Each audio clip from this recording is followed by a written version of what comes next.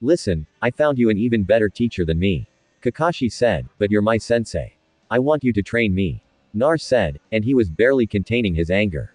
I can't. I'm busy. Kakashi said, yeah, busy training Sasaki like always. Who is this so-called teacher anyway? Nar asked. It's me, Ebizu said, and Naruto turned around. Then he completely lost it. Him. This is WH. You got to train me. You've got to be kidding me. Of all the guys you could have picked, you pick one of the people WH me in this village. What the hell would you even teach me? Nar yelled. I'll work on your basics and chakra control. Ebizu said, that's right, Nar. In Team 7, you're the one who needs to work on your basic skills. They need the most work. That's what I want you to focus on this time around. Kakashi said, my basic skills need work. They wouldn't need work if you were a better sensei. Nar said, excuse me. Kakashi asked, you heard me. I've been under you for 6 months, and all you've taught me was tree walking, and that's only because we were fighting Zabuza on our first C-rank mission. Outside of that, you haven't taught me anything. And then you pawn me off on this guy who doesn't even like me. You don't suck as a teacher. You also suck as a person. Those who break the rules are scum. But those who abandon their comrades are worse than scum. You can't even live by your own words. I know you've been teaching Sasaki and Sakura privately. There's no way Sasaki got that strong without some help. And Sakura was worse than me coming out of the academy. She couldn't even break a simple D-ranked genjutsu during our test. Forget it. I'll find somebody to train me myself. Nar said and stormed out of the hospital.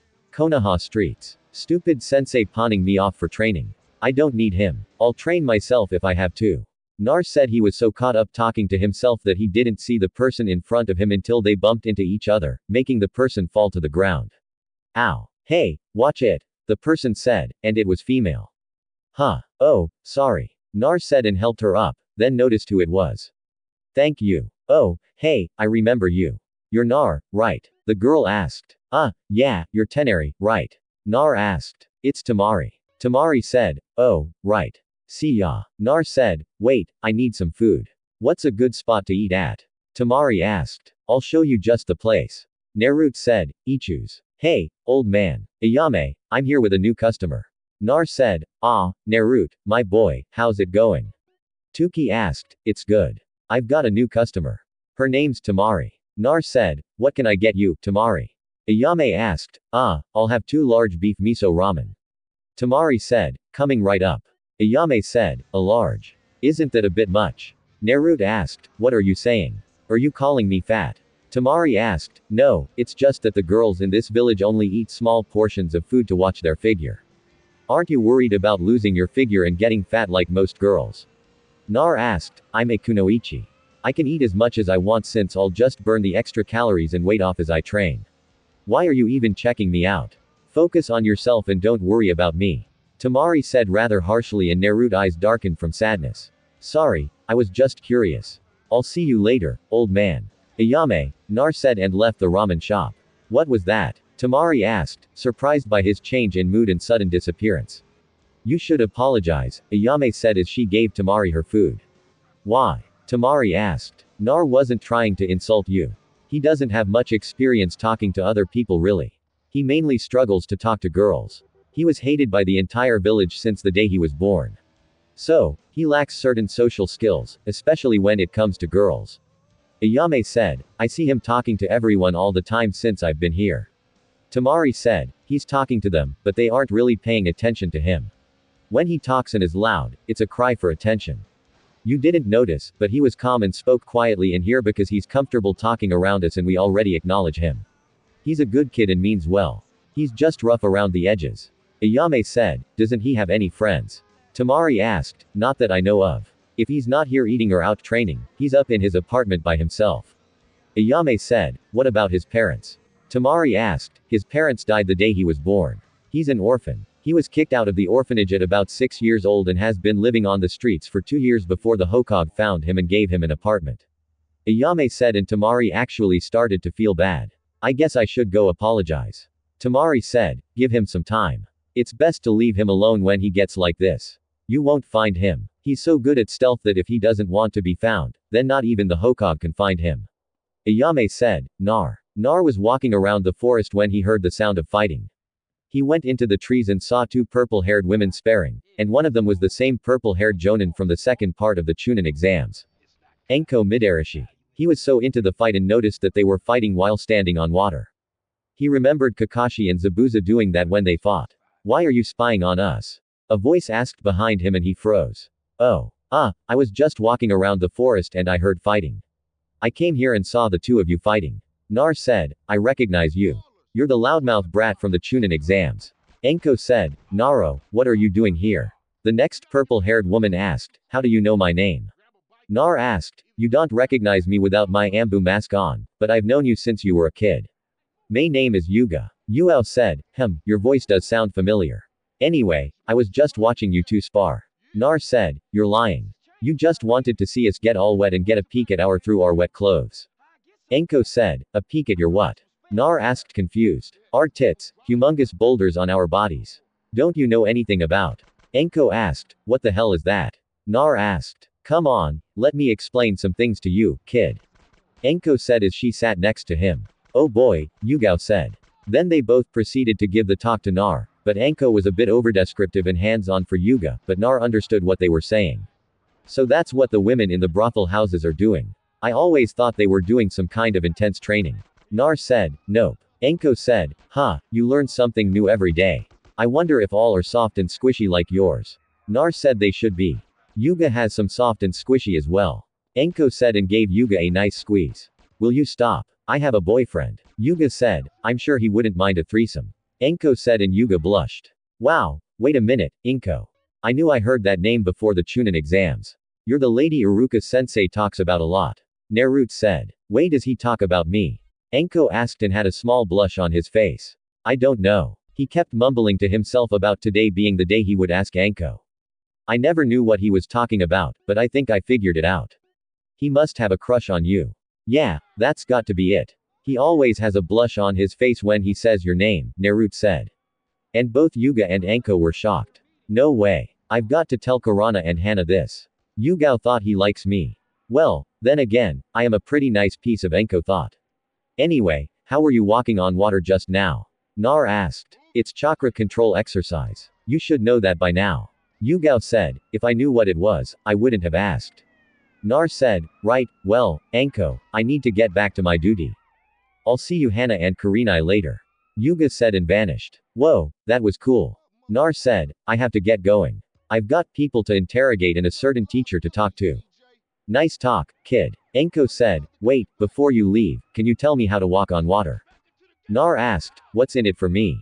Enko asked, I noticed you like dango and red bean soup. There is 3,000 Rio in this pouch for you. Nar said, holding up a pouch. How do you have this much money? Enko asked. I save more than I spend. Nar said, and Enko took some of the money from his pouch.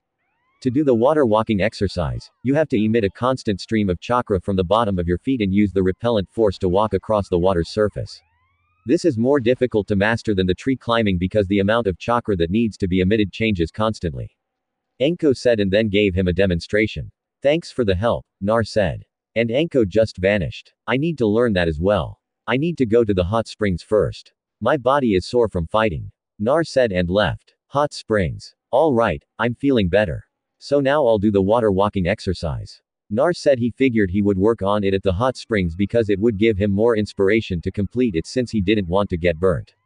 After about 50 tries and falling into the water 50 times, he was finally able to do it. But for some reason, he noticed his chakra was even harder to control properly. For some reason, he was about to try again when he heard giggling. He looked up and saw a man peeping on the women's side of the hot springs. He walked up to him and tapped him on the shoulder. Go away. I'm creating a masterpiece. The man said, it's illegal to peek on the women in the hot springs. Nar said, go away, kid. I'm busy. The man said, fine.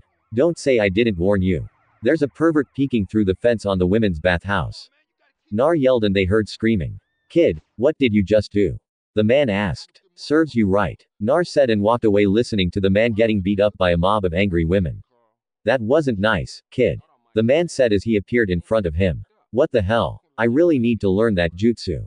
Nar mumbled. Why, you do that? The man asked. Because you're a pervert and you deserved it. Who are you anyway? Nar asked. I'm glad you asked, the man said and summoned a toad, then started to dance. I don't have time for this. Never mind. I need to get back to training for the Chunin exam finals. Nar said, the Chunin exams. I remember when I took the Chunin exams. Who's your opponent? The man asked. Neji Hyuga, the prodigy of the Hyuga clan. Nar said, how about I train you? The man asked, what exactly would you train me in? Better yet, what's your name? Nar asked, I am the one, Theon, the only gallant Jiraiya 1/3 of the legendary Sannin. As for what I'll train in, have you ever noticed a second chakra in your body? Jiraiya asked, if you're talking about the Ninetails chakra, then yes. What else are you going to teach me? Nar asked. I'll let you sign the Toad contract as well. Jiraiya said, what else? Nar asked, geez, kid, what do you want to learn? Jiraiya asked, I only planned on training him on using the Ninetails chakra and giving him the Toad contract. Jiraiya thought, how about some Enjutsu, Taijutsu, and if you can help with my Fujin Jutsu? Nar said, you know Fujin Jutsu? Jiraiya asked, yeah, I'm only level 5, so it's going a bit slow for me. Nar said level 5 at your age. That's great, actually. Well, do all of that if you agree to what I want to teach you. Jiraiya said, okay, but can we hold off on the contract signing until about a day or two before my training is over with? I have a month, Naruto said. Why wouldn't you want to sign it right away? Why wait to sign the contract? Jiraiya asked. Because what if I'm not worthy enough to sign the contract? I mean, I get that it's a huge honor, but from what I've read up on summoning, the boss summons has the right to reject me if I'm not worthy enough. Can't I just build my strength up first before I sign the contract? Nar asked. He's different from what Sensei told me about him. Jiraiya thought, sure, meet me here at 4 a.m. Well, train from 4 a.m. until 6 p.m. this entire month. What do you know so far? Jiraiya asked. Shadow clones, substitution jutsu, transformation jutsu, and that's it. Nar said, that's it. That's all you've learned in what 6 months? Hara asked. I knew all of that besides tree climbing and water walking before I graduated. I learned tree walking during a C rank turned a rank mission, and I just found out about water walking a few hours ago. Nar said, I see. Who is your sensei? Jiraiya asked. Kakashi Hideki. Naruto said, you should be way above where you're at now. I've noticed you completed the water walking, but you seem to have a problem with your chakra. Jiraiya said, I know. It's been harder to control ever since that stupid snake man hit me in the stomach during the second part of the Chunin exams. Nar said, Snake man, lift up your shirt and channel chakra for me. Jiraiya said, why? Nar asked. Just do it or I won't train you. Jiraiya said, alright, sheesh. Naruto said and did as told. So this is the formula used to imprison the nine-tailed fox. A double tetragram seal with an 8-sided seal. That way, if any of the demon's chakra escapes the tetragram seal, it will be safely channeled into and suppressed by Naruto's own chakra. The fourth Hokage did this for Naruto's own protection. Since then, a 5p-pronged seal had been added. An odd-numbered seal on top of an even-numbered seal. That it explains it. That's why his chakra and the demon's chakra are merging in an unstable way. I'm surprised he was able to master water walking with this seal on him. Jiraiya thought. So, what's wrong with the seal? Nar asked. That snake man placed an odd-number seal over an even-numbered seal. Do you know what the 5-pronged seal is? Jiraiya asked. No, I haven't gotten that far into sealing yet. Nar said, basically, when the 5-pronged seal is placed on somebody, they have difficulty controlling their chakra. In your case, your chakra became even more unstable due to the 9 tails being inside of you. It caused both of your chakras to merge in an unstable manner. Jiraiya said, can you remove it? Nar asked. Of course, I can. I am a seal master. Jiraiya said and then slammed his hand onto Naruto's seal. 5-pronged seal release. Jiraiya removed the seal from Nar and he let out a silent yet by the look on his face. A painful scream. Nar wanted to yell at Jiraiya, but he felt his chakra was a lot easier to use. A little warning would have been nice, but thank you. Nar said, you're welcome. Now, onto our schedule. We'll be working on your speed, strength, and tactics. I'll be having you wear weights to help as well so you can get some good results. Enjutsu we'll work on after your physical training is done. Fu and Jutsu will be the last thing we work on every day. Jiraiya said, does this mean I'm like your apprentice? Nar asked. No, you aren't my apprentice officially until you sign the Toad contract. Now get home. Tomorrow is the start of our training regime. Jiraiya said, you got it, pervy sage. Nar said, don't call me that. Jiraiya yelled and Nar just laughed at him. Great. First, Kusha called me that and now Nar calls me that. Jiraiya thought, it fits perfectly. Nar said, and Jiraiya just sighed. One last thing, you need to get rid of that horrendous outfit. Jiraiya said, it's the only thing I was able to buy. I can't even fit it. It's like 2 sizes too big.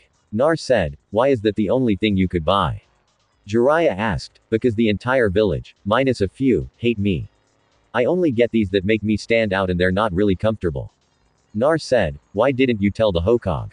Jiraiya asked, because I don't trust him. He's a liar. Nar said, why don't you trust him? Hasn't he been taking care of you? Jiraiya asked, if you call living on the streets for 2 years before he finally did something taking care of me, then no. That little orphan check I'm supposed to get barely covers my food and rent for that dump of an apartment he gave me. I'm grateful for it, but when Sasuke became an orphan and had to move out of the Uchiha compound, he was given a luxurious apartment. Nar said, I see. Why do you call him a liar? Hara asked, because he is. I asked him if he knew my parents, and he lied to my face, telling me no. When I asked him again, he told me, it's pointless to worry about that. I know he's lying because whenever he lies, he takes a long inhale of his pipe and turns away from the person before speaking. Another thing, I asked him for help in the academy since none of the teachers would help me with the clone jutsu and he said he couldn't help me because that would be showing favoritism, but he gave the okay for Sasuke to have private tutors when he asked. Naruto said, don't you think you can give him some slack? I mean, he is the Hogue. Jiraiya said, the same Hokage that passed laws saying if anyone was to harm me for being a gentry that they would be put to death. Yeah, I've been beaten so many times by ninja and civilians that it's impossible to count. I had to find out from a rogue teacher that I had the 9 tails in me after he lied to me every time I was in the hospital clinging to my own life, asking him why people hated me, Naruto said. And as he was ranting, his eyes changed. What the hell kind of dojutsu is that? Minato and Kusha never had one. Jiraiya thought, I'll talk to Hiruzen sensei about all of this. He was supposed to be taking care of you for me. Jiraiya said, for you. Who are you exactly? Nar asked, I can't tell you that, but I did know your parents. Jiraiya said, who are they? Nar asked, let's make a deal after the Chunin exams are over with. And if you become a Chunin, I'll tell you who I am and who one of your parents were. Deal. Jiraiya asked. Deal. Nar Sato. What's up with your eyes? Jiraiya asked, what do you mean? Nar asked, what do you see right now? Jiraiya asked, I see your chakra flowing, and I feel like I can do something else, but I'm not sure what it is. Nar said, stop channeling chakra to your eyes. Tomorrow, we'll see what else the eye of yours can do. Now, I need to go talk to the Hokage about some stuff. I'll see you tomorrow morning, kid. Jiraiya said and vanished. Damn it, I should have had him show me how to do that first. Nar said and walked away. Hospital. Hey, Shikamaru. What are you doing here? Nar asked. I was visiting Choji. What about you? Shikamaru asked. I'm here to see bushy brows. Nar said, I think I'll join you. Shikamaru said. They walked to Lee's room only to see Gar trying to kill Lee. Shikamaru used his shadow possession jutsu to hold Gar, and Naruto hit Gar with a strong punch to the face that hurt Shikamaru as well. What the hell are you doing in here? Nar asked. I was going to kill him. Gar said. What? Nar asked. You already beat him during the Chunin exams. What's your problem? Wasn't that enough for you? Do you have some kind of personal grudge against him or something? I have nothing against him. It's nothing that complicated. I simply want to kill him, that's all. Gar said. You're sick in the head. You're crazy. Nar said. You think we're just going to stand by and let you do whatever you want? You sick, selfish psycho. Shikamaru said. If you don't stay out of my way, I'll have to kill you too as well. Gar said, and then Naro walked up to him, staring him right in the eyes. Then do it. We both know Shikamaru's jutsu isn't affecting you. What's stopping you? Nar asked. What the hell? Shikamaru asked. Do it, Gar, or leave. Nar said. It's too unknown. Just take my advice and go quietly. Shikamaru said. I'll give you one last warning. If you get in my way, then I'll kill you. Gar said. Then I'll tell you again. Do it. Nar said. Will you shut up? He fights like he's mad, like he's a demon or something. Shikamaru said. He can act like a demon all he wants to, but I've got the real thing inside of me. Nar said. You idiot. Leave this to me. What's the point of getting him mad? Shikamaru asked. A demon. Huh. My demon is as real as yours is. From my birth, my upbringing was not what most people would consider a happy one. To ensure that I became the strongest of shinobi, my father cast his enjutsu on me, infusing my unborn self with a sand spirit. I destroyed the life of a woman who gave birth to me. I was born a monster. Its name is Shukaku, and it's the living incarnation of an old monk of the sand village who'd been sealed up in a jar of tea. Gar said, yeah, some kind of demonic jutsu, but to use it on a baby before it's even born, man, that's creepy. Shikamaru said, can that be true? He has one inside of him, too. Nar thought, your dad must have loved you a lot. Shikamaru said sarcastically, you speak of love. Don't measure me by your standards. Love, family. The only emotional ties I have to my family are the ones I'd like to wrap around their necks. They're only ties of hate given by the death of my mother. I was brought into being and nurtured as the salvation of the village. I was the Case Cage's child. My father taught me the inner secrets of the shinobi. He pampered me, protected me, and left me to myself. For a long time, I thought that was love. That was when everything started.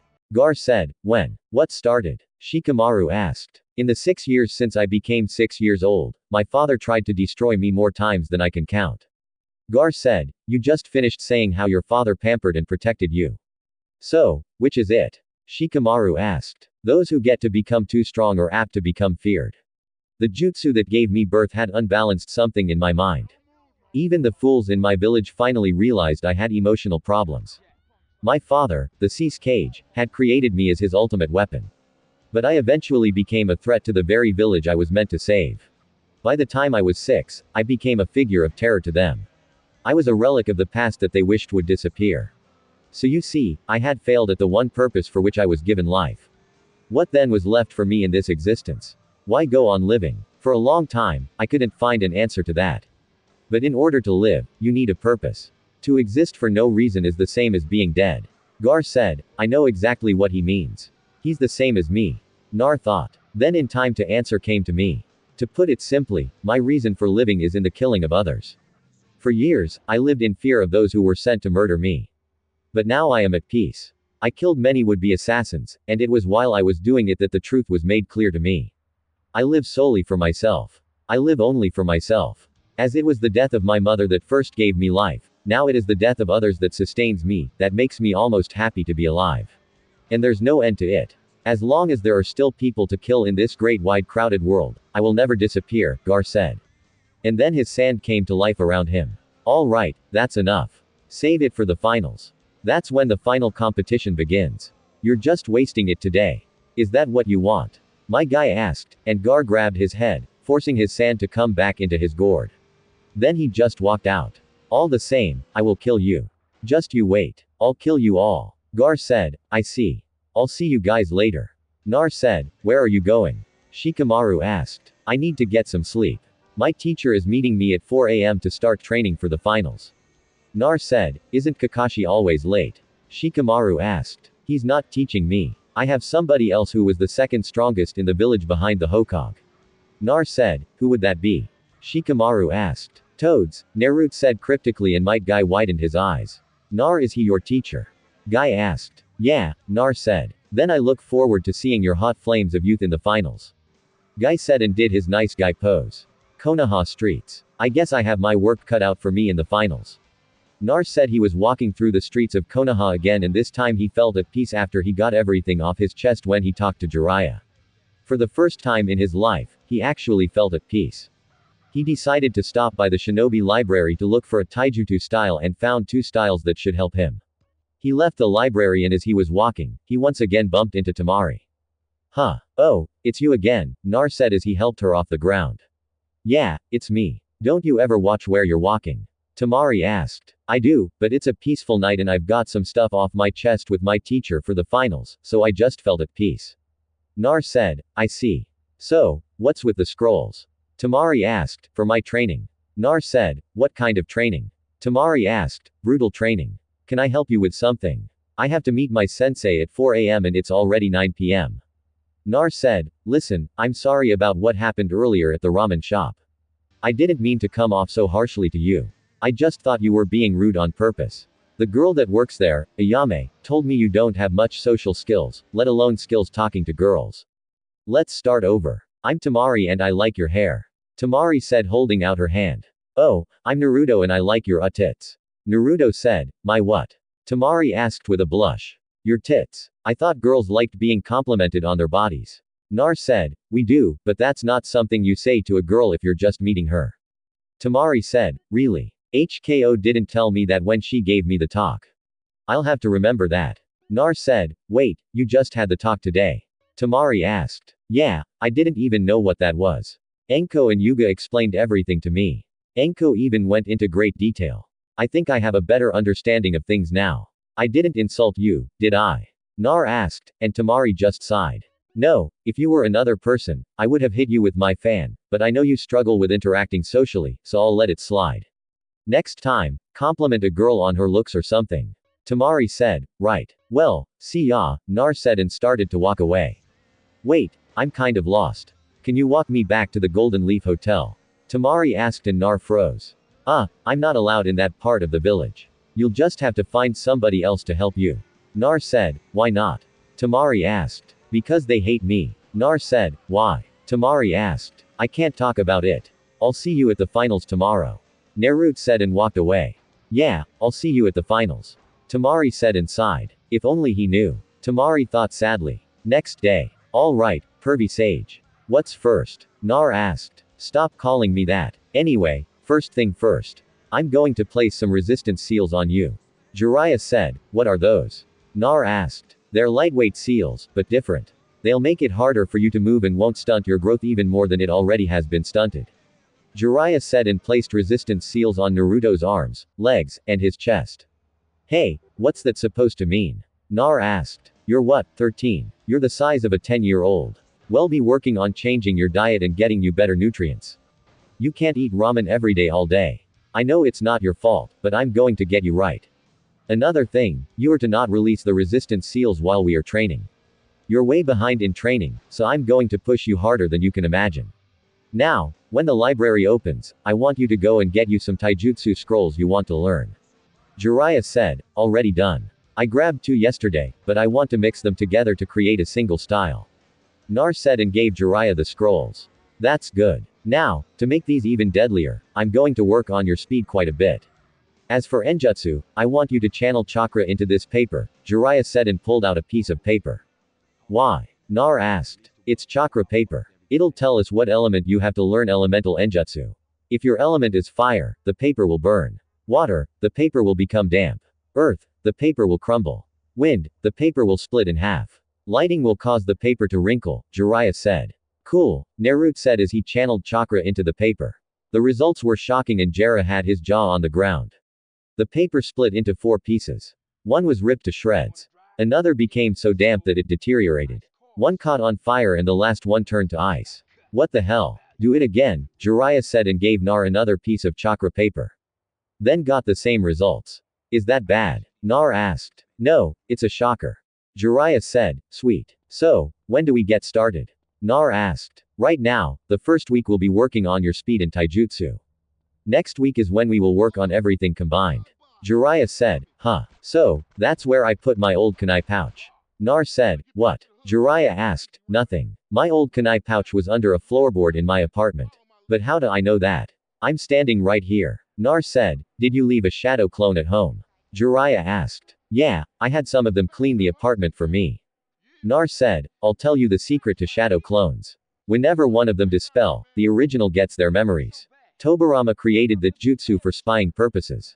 Jiraiya said, sweet. Wait, if I can gain their memories, can't we use them for my training? Nar asked and Jiraiya just looked him. Why the hell didn't I think of that? Okay, make 60 shadow clones.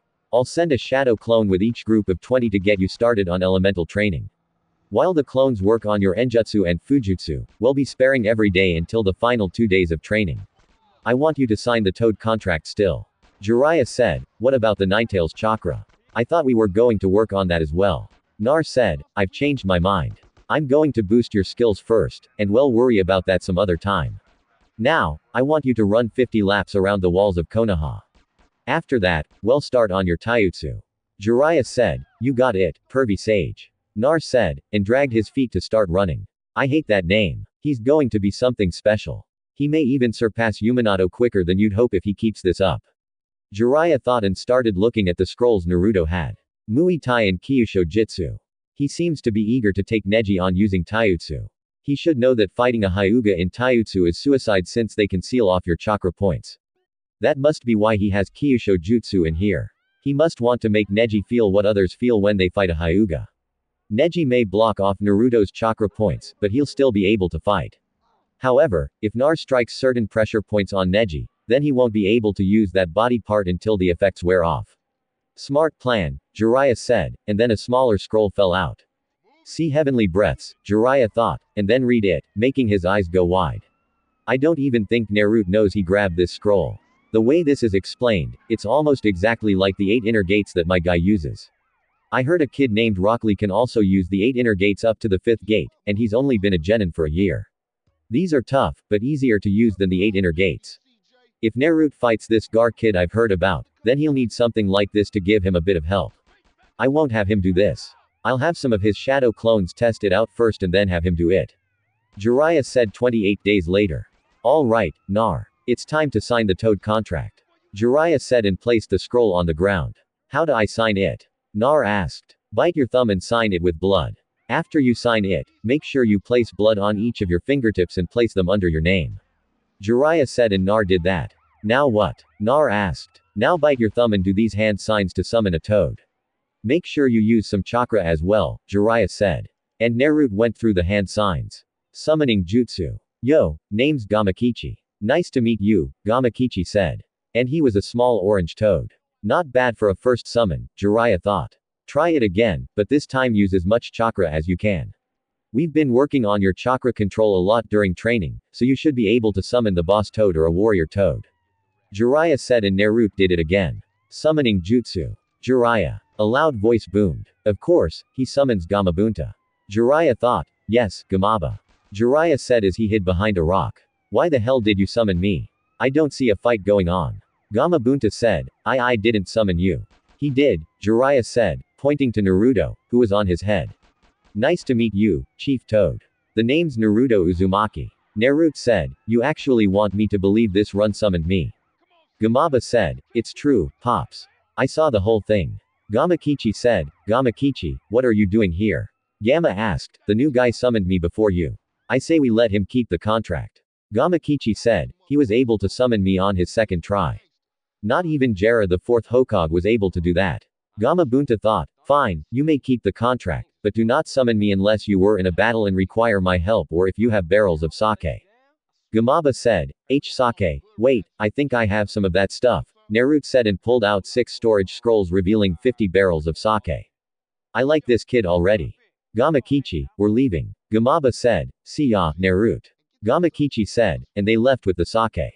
Now what? Pervy sage. Naruto asked and Jiraiya just stood there pouting. Let's go over everything you've learned this past month.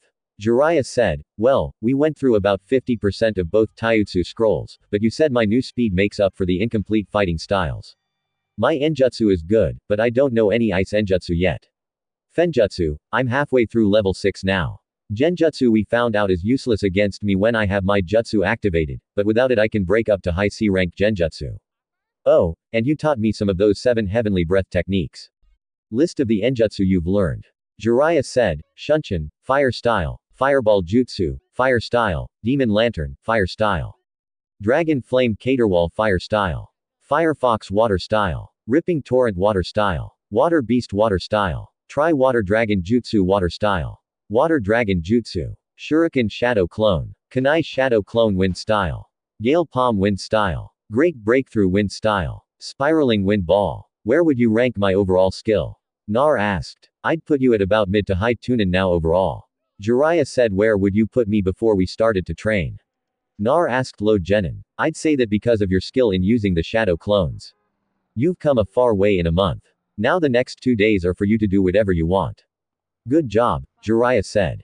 Thanks pervy sage. Nar said don't call me that. Jiraiya yelled. And Nar just laughed at him. Hey, pervy sage. How fast am I now? I mean, these resistance seals must have helped a lot, right?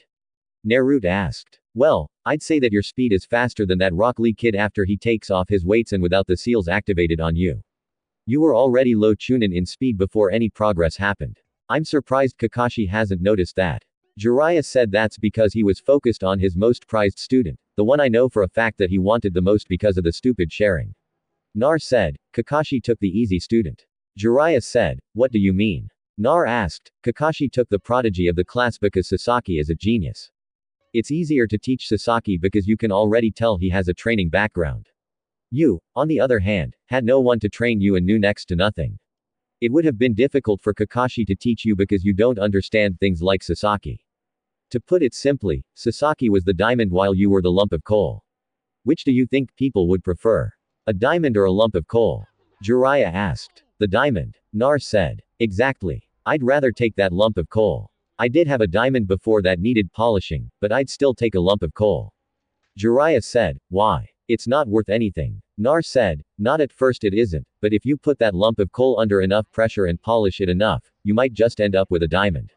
Inside every lump of coal, there's a diamond waiting to get out. Jiraiya said, so, were you the diamond in your team? Nar asked, no, I was the lump of coal. I was like you until I met the toads and started to train under them. As you know, Orochimaru was on my team. He was the diamond on my team along with my other teammate. Like you, I also learned through trial and error. Look at me now. I'm one of the legendary Sun. Jiraiya said, are you the strongest? Nar asked. I'd like to say so. As you know, I am a spy master and I do go on missions. I have to make sure my skills are always sharp and on point. I know one of my teammates hasn't trained in decades, and Orochimaru has his own evil thing going, so he probably still trains a bit. Jiraiya said, so, it's a toss-up between you and Orochimaru for the title of strongest son. Nar said, I didn't say that. Jiraiya said, yeah, but you also didn't say either of you were stronger.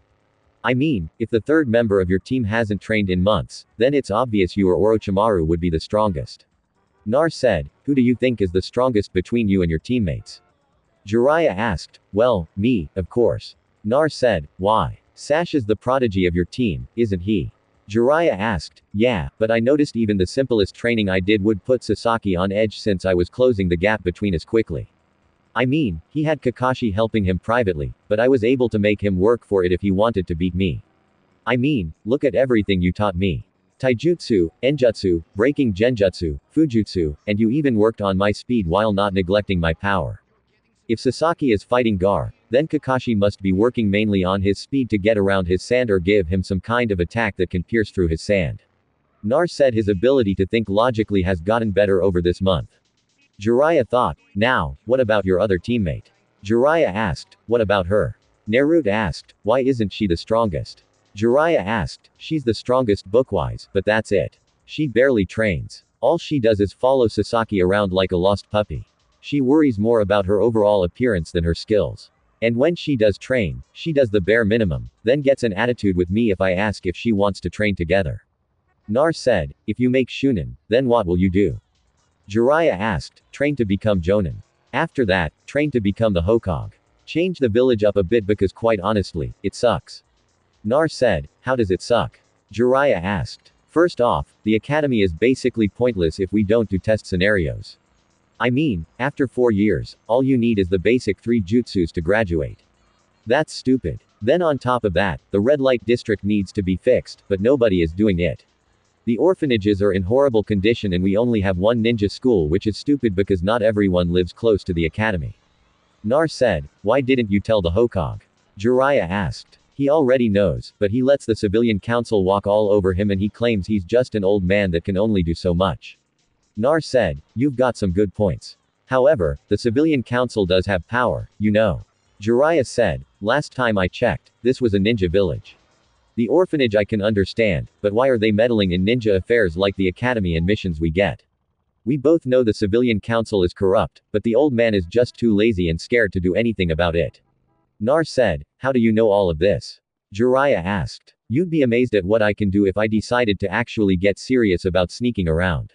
All of the civilian council has made my life a living hell except for Sakura's mother. I have all this dirt on them and I'm just waiting for the right opportunity to bring it out. I even made it known that there are weak points in the village security. It's almost as if the village is welcoming an attack. I shouldn't be able to sneak into Ambu headquarters, sneak into the Hokage mansion, and I shouldn't be able to access the files room on the civilian council. Nar said, how the hell weren't you caught? Jiraiya asked, like I said during training, if I don't want to be found, you won't find me. Not even that glass orb the Hokage has can't even find me. Nar said, shishesh. This village is lucky he isn't an enemy or they'd all be dead by now. Jiraiya thought, anyway, good luck in the finals. Jiraiya said, you're not staying. Nar asked, I've got to meet up with some contacts. I should be back in time to see my apprentice win the finals. Jiraiya said, I'm officially your apprentice. Nar asked, yep. As soon as you signed the Toad contract, it became official. As a son, I have power to choose whoever I want as my apprentice. If you stay at Genin, then I'll be able to pull you from a mission if I need you for something. Jiraiya said, awesome. Hey, pervy sage. Am I a diamond or lump of coal? Nar asked. I've just started putting you under pressure and polishing you. However, there is a speck of something within you. It's up to you on how you go about that. Your drive and ambition will determine if it's a speck of dust or a diamond that is starting to form. Jiraiya said, I guess this is it, Nar said. And Jiraiya placed his hand on Naruto's head.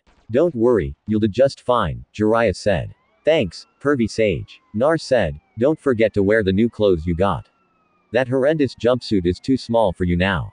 Jiraiya said and then Jiraiya went up in smoke. 2 days later, Chunin exam finals. The crowd was gathered as all the competitors were in the arena. Well, all except 3. Naruto, Sasaki, and Dosu weren't there yet. Sasaki was with Kakashi, so he was more than likely going to be late, but no one has heard from Naruto or Do. Look at this. We're missing quite a few people here. Shikamaru thought, stance. What's going on? Where is everyone? This is about to get started. Ino said, yeah, what's going on? Sasaki and even Naruto are nowhere to be seen. Sakura thought, hey, look, who's that? Ino asked, pointing to a competitor. I don't know. Sakura said, fighting area name, please. The proctor asked. It's me, Nar. Nar said, sorry, the clothes threw me off. The proctor said, they're pretty sweet, huh? Nar asked. Yeah, they are. Finally got rid of the orange jumpsuit. Huh? Shikamaru asked. I had to. Nar said. He now wore a white hoodie that had green trimmings down the side. Black shinobi pants and black shinobi sandals. Underneath his hoodie was a red shirt with armor mesh underneath it. His hair grew out a bit, and if you looked at him closely, he looked like a certain head on the Hokage monument. Whoa, he sure is cute. Stop that, Tamari. You have more important things to worry about. Tamari thought, but couldn't stop the small blush appearing on her face. You guys are the heroes of this final competition. The proctor said, welcome all, and our deepest thanks for coming here to the village hidden in the leaves for this year's Chunin selection. We have come to the final completion between the 8 candidates who made it through the preliminaries. We ask that no one leaves until all the matches have been completed. Now everyone enjoy. Hai said. Oh, there's one more thing before we get started. Look it over. There's been a slight change in the matchups. Now it's set. So everyone take one last look at who you'll be facing. The proctor said and held up a piece of paper. I thought I was supposed to fight an extra match. Hey, so that dude dropped out. Shikamaru thought. Alright, listen up. The terrain is different, but the rules are the same as before. That is that there are no rules. A match continues until one candidate acknowledges defeat or dies. That being said, if I determine that a match is over, I can step in and stop it at any time. No arguments are permitted. These are the opponents for the first match. Naruto Uzumaki and Nehuga. Those two stay. The rest of you can go to the waiting area, the proctor said. And everyone left except Ne and Nar stands. Hey Sakura, I know that you're worried about Sasuke, but come on. Don't be such a lump. Aren't you going to at least cheer Naruto on? Ino asked. You're right. Sakura said and put a smile on her face. That's more like it. Not that the poor ring has a hope in hell against Ne. Ino said. He's not that bad. Sakura said. Are you kidding? Not that bad. Is that the best you can do? Ino asked. Who would have believed that little squirt would survive this long? Katetsu asked. Yeah, he's been one lucky kid so far, but his luck's about to run out. He'll never survive this one. Amo said. I don't know. Look at him. He's grown a lot. He's not the little squirt he was a month ago. He's taller, put on some muscle, and looks more mature. Whoever trained him must have put him through the ringer. I can tell he's far ahead of what he used to be. This match is going to be a lot more interesting than people think. Katu said. Fighting area, you got anything to say to me? Neji asked. Yeah, you might want to take me serious from the start if you hope to have any chance at winning. Nar said, and everyone noticed his voice was a bit deeper than Neji activated his Bakugan. He has the look. He's calmer now, more sure of himself, Neji thought, and then got into his fighting stance as did Nar. So much the better for me. I can't wait to see the look of despair on your face when you learn that your foolish vow is impossible to keep. Neji said, the Byakugan, the prized dojutsu of the Hyuga clan. I'm honored. However, I wonder which dojutsu is better. Yours or mine, Naruto asked and activated his dojutsu, shocking everyone. Cage stance. What? Hai yelled. I've never seen a jutsu like that before. Care to explain? Lord Third the fake fourth Cage asked. I've never seen something like that before either. Hiruzen said and focused on Naruto. I must see more of that dojutsu. I'll have to delay the invasion. Orochimaru thought and discreetly did a hand signal to somebody in the stands who nodded. Fighting area. Alright, let the first match begin. The proctor said. Ne had a brief stare down before Naruto sprang into action. He pulled out some shurikens and threw them at Neji, who started to block them until Naruto used the shuriken shadow clone jutsu and Neji had to use his ultimate Hyuga defense to block them. I can't believe he forced me to use the rotation on his very first move. Ne thought, that we got that out of the way, how about we get started? Nar asked, how did you know about my rotation? Ne asked, when I don't want to be seen, you won't see me even with those eyes of yours. Nar said, it does not matter. You're still fated to lose to me. Ne said, yep, and you're still fated to be the Hyuga main branches, bitch. Nar said and rushed in at Ne. You really are an idiot if you intend to take me on in a taijutsu fight. Neji said. Nar appeared in front of Neji and they began a taijutsu fight. Neji was using his gentle fist and Nar was using a combination of his two fighting styles. The crowd was cheering loud because of the high-speed action, and the shinobi in the stands were surprised that Naruto was able to go toe-to-toe with a Hyuga prodigy in taijutsu. Every time Neji would strike Nar, he would get hit twice by Nar. The speed at which Nar was fighting threw Neji off a bit, but he was no stranger when it came to speed. What Neji didn't know was that Naruto's dojutsu allowed him to see Neji's chakra network. So, he was able to counter some of the blows to his chakra points by adding more chakra to them to keep them from closing. Stance. I can't believe it. Kurenai said, I know to think this used to be the dead last. Whoever trained him during this month must have been quite the shinobi. Asuma said, didn't Kakashi teach him? Kurenai asked. No. From what I heard, Naruto asked Kakashi for help, but he refused as he wanted to train Sasuke for his match with Gar. Kakashi chose Ebisu to train Naruto and he flipped out on Kakashi, then stormed out of the hospital. Nobody hasn't seen or heard from him for an entire month. However, rumor has it that he spent some time with the kunoichi from Suna. Asuma said, then it makes me wonder what he would be like if he was trained properly throughout the academy. Kurenai said, same here. I feel bad for Kakashi. Nar will without a doubt make Chunin, and if he does, Kakashi won't have anything to do with it. Asuma said, is that Nar? There's no way he should be able to fight with Ne like that. Ten thought. Hey, Sakura. Ino said. Huh, what is it? Sakura asked. I thought Naruto was supposed to be the dead last. Who trained him? Ino asked. I don't know. I haven't seen him for the entire month. He hasn't even been to Ikyaku's. Sakura said he's obviously been training and eating better. He's grown a couple inches and is probably as tall as Neji now. That and look at the muscle he put on. I wonder if I should snatch him up before somebody else does.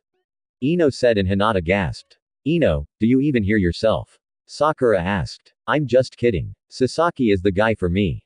Naruto belongs to Hinata. Ino said, making Hinata blush. Fighting area. I can't believe he's able to match me in taijutsu. However, his arms are done for. Neji thought as the separated and both were covered in bruises. You may have gotten stronger, but you're still no match for me.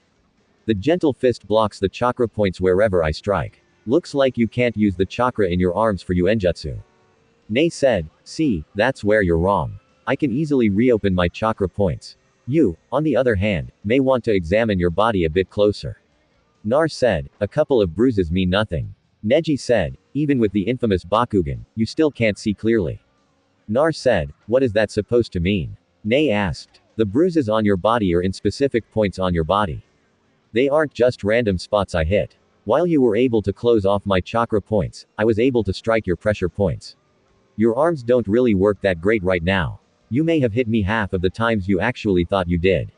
Your attacks became slower and weaker as we fought. While I can reopen my chakra points, you have to get a medic or somebody that knows the body to help you out. Nar said, what? That's impossible. How could I fall for something so simple? Neji thought as he tried to move his arms, but they wouldn't move. Surrender now or stand there helplessly as this dead last embarrasses you even more. I haven't even begun to fight seriously. You came into this fight filled with arrogance, expecting an easy win. I came here with a plan and a counter to your taijutsu. I trained every day from before the sun rose to when the sun went down this past month. What will it be? Will you forfeit or will I have to embarrass the Hyuga clan even more? Nar asked and walked up to him, putting a canide to Neji. I forfeit, Neji said reluctantly. Winner, Naruto Uzumaki, Genma said, and the crowd was stunned. Neji, why do you hate Hinata? She's a nice girl and wouldn't hurt a fly. Nar said because of the caged bird seal, Neji said, and it all made sense. Neji, all seals can be broken. I'll let you in on a secret I've learned. Hyuga was against your father being given up during the whole Kumo incident. Talk to him and he'll explain things. The clan head isn't the problem in your clan. It's the council. Hai has the power to abolish the caged bird seal. I'm sure Hinata would like her cousin back in her life. Nar said and tapped Nei on his pressure points. What did you do? Neji asked as he was able to move his arms again. I undid the damage to your pressure points. Nar said, how did you change so quickly in a month? Nei asked. I'm a lump of coal being put under pressure. Nar said and walked away, leaving Neji confused. Stance. Whoa, he just took down Nei without a problem. Ten said, it's like he's a completely different person. Sakura said as she watched Naruto go up to the fighter area. Did we miss Neji's match? Rock Lee asked as he arrived with my guy. Yeah, it's over. Ten said. Then Nei must be really strong if he was able to take out Naruto so quickly. Although it looks like Naruto gave him some problems. Mike Guy said, no, Nei lost. Ten said, what? Lee said, it's true. Nar outclassed him and came in with a plan to counter Neji and his gentle fist. He blocked off the pressure points in Nei's arms. Nei had to forfeit due to his arms being useless. Ten said, it doesn't make sense. Nar shouldn't be this good after a month. Ino said, given who trained him. This isn't much of a surprise. Might Guy said, who trained him? Sakura asked, it's not my place to tell. However, just know that if Nar defeated Neji as easy as you said, then we haven't even seen what he can really do. Guy said, fighters area. Gez, Nar, did you have to win so quickly? Shikamaru asked and Nar ignored him as he walked up to Gar. Win your match, but don't kill him. I want to fight you myself. Nar said and had a stare down with Gar, but you could feel the tension between them. Mother says your blood is better than the Uchiha. Gar said with a crazed look on his face. Then don't lose to Sasaki and you can have it, Nar said. And then Gar released a huge amount of chakra, but his was no match for Naruto's chakra output. What the hell are they? Shikamaru thought, he's got more chakra than Gar. Tamari thought, can you two stop? You're cracking the walls around us. Shikamaru said, wimp. Tamari said, I'll see you in the final match. Nar said and walked away to take a nap. Time skip. Hours passed by since Nar went to sleep, and he was woken up by a screeching noise. He yawned and stretched, then noticed Sasaki standing on the wall with lighting covering his hand. Sasaki took off at incredible speeds towards Gar who was trapped in a sphere of sand. Right before Sasaki could stab Gar, his feet were stopped by sand. Sasaki was surprised along with Kakashi, and then a giant hand made of sand came from the sphere and repeatedly slammed Sasaki into the wall before he fell unconscious. Winner Gar of the Sand, Genma said. Naruto Uzumaki, come face me. Mother wants your blood. Gar yelled and the sand sphere went away as Garo was back to normal. Stance. Okay. Nar said and stood up, but he was grabbed. I'm calling off the match. You can't win, Kakashi said. Oh, why is that? Nar asked. Because if Sasaki wasn't able to beat him, I know you can't. Kakashi said, see, that's where you're wrong. I'm stronger than Sasaki and I have quite a bit of tricks up my sleeve. Naruto said, sorry, but this is for your own good. Genma Naruto Uzumaki forfeits this match. Kakashi said, no, the hell I don't. Nar said and went up in smoke, revealing a log in his place. Relax, Kakashi. Naruto's got this. Asuma said, did you see what Gar did to Sasaki? There is no way Nar stands a chance. Kakashi said. Actually, he does. Might Guy said. How so? Kakashi asked. Simple. He was trained by somebody way out of our league. He defeated Neji like it was nothing. Might Guy said and turned his attention to the fight. Have some faith in your genin. Kakashi. Kurenai said. Naruto unsealed 2 large shuriken and threw them at Gar, who watched as they went from 2 shuriken to about 16. Gar used his sand to protect himself from them and wasn't ready for the exploding kunai that Naruto snuck in there. The kanana exploded and sent Gar flying to the wall, but he was saved by his sand. So, the sand acts on its own. Nar thought. Fire-style fire caterwall. Nar expelled several dragon-headed fireballs from his mouth to cover the front, left, and right side of Gar. As the dragon heads move in an erratic manner, it makes the jutsu much more difficult to avoid. Gar once again used his sand to protect him. And then once the dragon heads connected, they exploded. Is that all you can do? Gar asked. Far from it. I'm just testing the speed of your sand. Nar said, ninja art. Can I shadow clone? Nar threw 2 kana at Gar and then they multiplied into 20. Nar wasn't finished as he went through 4 hand signs wind-style gale palm. Nar clasped his hands together and wind is compressed then transformed into a powerful gale. He pushed his hand out forward and the wind helped the kunai travel through the air faster, making them more lethal. Gar once again raised his sand, but a few of them got through and managed to cut through his sand armor. Stance. Whoa. What happened to Nar? Ino asked. I don't know. He was never this good before this round. Sakura said, whoever trained him really did a great job. Asuma said, didn't Kakashi-sensei teach him? Sakura asked, no. From what I heard, Naruto did ask Kakashi for help, but he blew him off so he could train Sasaki for his match with Gar Instia. Asuma said, then who trained him? Ino asked. I did, Jiraiya said as he landed behind them. Master Jiraiya, Kurenai said. Lord Jiraiya, it is an honor to see you and your youthfulness again. Might Guy said. Sure, Jiraiya said. And Might Guy did his patented nice guy pose. Why did you train him? Kakashi asked. Because you wouldn't, Jiraiya said. Fighting area. So much for your ultimate defense. Must not be that great if I managed to get through it with a few lousy kunai. Nar said, shut up. Gar replied. Gar used his sand to attack Naruto, who was barely getting out of the way, resulting in him getting a few cuts and his clothes torn. Nar saw Gar have his sand attack from each direction, and Nar was able to use the shunshin to escape whatever he had planned. Stop running, Gar said. Gar then started to transform, and Nar quickly deactivated his resistance seals. The gourd on Gar's back slowly broke down and began to cover his body, covering his arms and then his face, distorting it and giving it Shukaku's features such as the yellow eye and markings. He even grows his one tail from the gourd, which itself functions like a normal tail. I see you're getting serious, Nar said and activated his dojutsu stance. This is why I said to call off the match. I don't know what you're trying to prove, Master Jera, but Nar isn't ready for this kind of opponent. Kakashi said, how would you know? You never trained him. He's perfectly fine. He hasn't even used the skill he knows will work. Jiraiya said, what skill is that? Might Guy asked. Let's just say that this match will be somewhat similar to Lee's match. Only difference is the winner. Jiraiya said he knows the 8 inner gates. Might Guy said, no, he knows something similar though.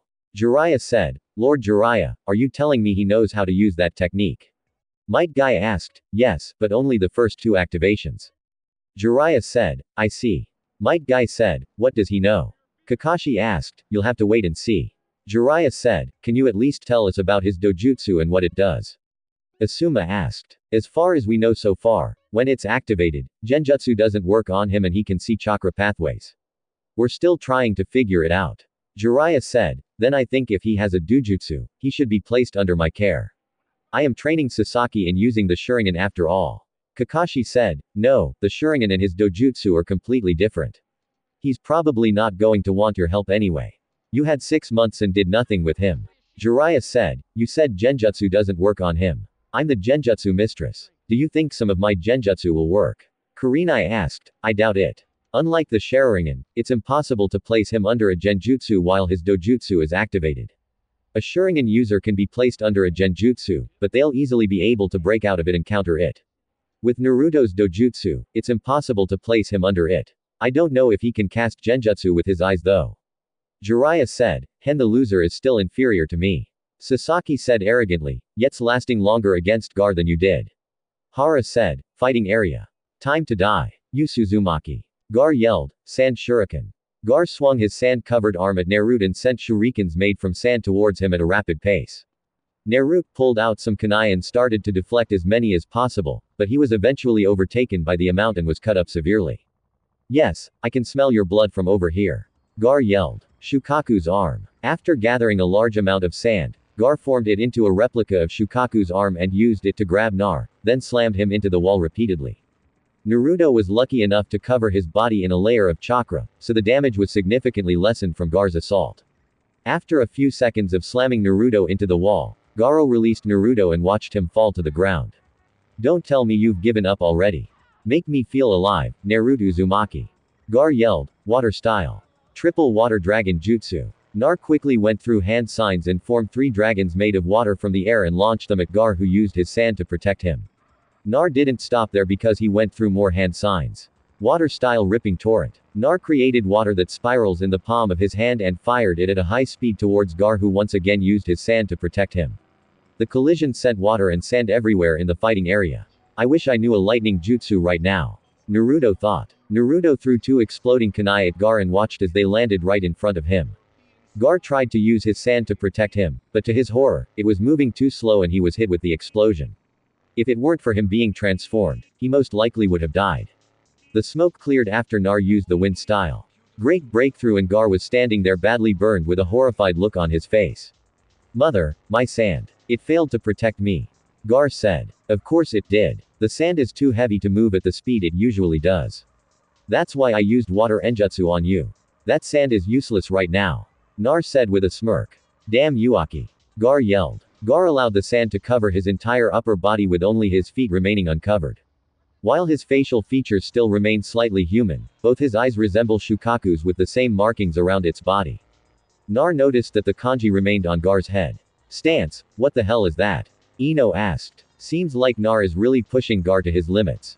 Jiraiya said, do you still think he can handle it? Kurenai asked, absolutely. Nar has the best chance at beating Gar even without my training, and you for know why. Jiraiya said, can he use it? Asuma asked, probably. He said during training that he's used it quite a few times, but only when he's overcome with rage.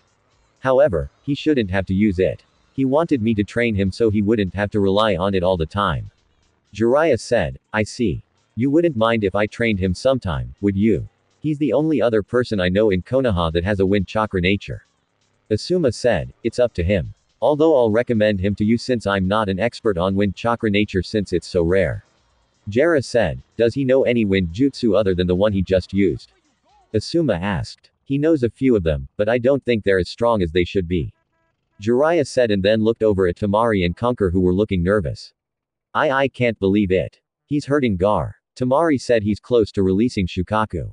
Conqueror said, why hasn't the case cage given the signal yet? Baka asked. That's because he isn't the case cage. Jiraiya said as he appeared behind them. Lord Jiraiya, Baki said. Relax. We already knew about the invasion weeks ago. Jiraiya said, why aren't you attacking us? Baki asked. Because you're following orders from Orochimaru. A few days ago, a few of my spies found the body of the case cage in the desert and he had a stab wound through the heart from a blade covered in a specific poison. Jiraiya said, so this entire time it's been Orochimaru giving us orders. Temari asked, yes, I did some digging around and found out Orochimaru approached your father a month before the Chunin exams about teaming up for an invasion, but when your father declined, Orochimaru ambushed him a few weeks later. We grew suspicious when Rosa didn't show up for a meeting with the third Hokage to try and find a way to help your village get its budget increased again. That's when I sent some of my best spies out to find anything and they discovered his body. Jiraiya said, damn it. So, what do we do now? Are you going to capture us? Baka asked. No, Baka. I want you to gather as many of the sand shinobi you can gather without making it obvious and help our ninja and evacuate the village by helping everyone get to the shelter near the Hokage mountain. You two stay here and act normal. Once the invasion starts, take out any sound ninja you can until the Ambu arrives. Jiraiya said, yes, sir. Also, I should let you know that we have a spy in your Ambu ranks. He's standing behind the other genin with the dog and the Hyuga girl. He was supposed to get a signal that would have him cast a sleeping genjutsu that would put everyone to sleep. And that's when Gar would release Shukaku since he comes out whenever Gar goes to sleep. Baki said, I'll get a squad of Jonin on it. You help us win this invasion and I'm sure the Wind Daima will boost your budget again. Jiraiya said, I'll get on it right away. Baki said, good. Jiraiya said, wait, what about Gar? From the way this fight is going, he could release Shukaku at any minute. Conqueror said, he's right. After this transformation is when Shukaku can fully manifest. Tamari said, don't worry, Naruto will handle Gar. I did prepare him for this after all, Jiraiya said and vanished. Are we really going to leave a genin to stop Shukaku? Konquo asked. So far, he's proven he can handle it. If things get bad, you two help him from a distance. Baki said and walked away. Fighting area. Stop running away from Uzumaki. Gar yelled as he was trying to grab Naruto with his extended sand arms. Fine, Naruto said and then vanished from sight. Oh, where are? Gar was cut off from a kunai exploding right in front of him. Gar was suddenly punched from behind and the man he was just flying around like a human pinball before he finally crashed to the ground. That's not enough to keep him down. Nar thought. Very interesting. Uzumaki. Show me more. Make me feel alive. Gar yelled. You asked for it. Nar said and then looked up at Jiraiya who nodded. Stance. Master Jiraiya. Why did he look up at you? Kurenai asked. Because he's ready to let loose. Jiraiya said, is he finally about to use it? Might Guy asked, yes. Jiraiya said, Lieutenant Neji, I want you all to pay close attention to what Naruto is about to do. Mighty said, what is he about to do? Neji asked, something similar to what Lee did against Gar. Jiraiya said, a technique that is similar to the 8 inner gates. Guy said, what's it called? 1010 asked, fighting area. I hope you don't regret this. Gar-Nar said 7 heavenly breaths first activation. The first activation caused Naruto's eyes to turn completely white and his body gave off a yellow aura. Though it's seen that it was starting to take after the color of Naruto's chakra.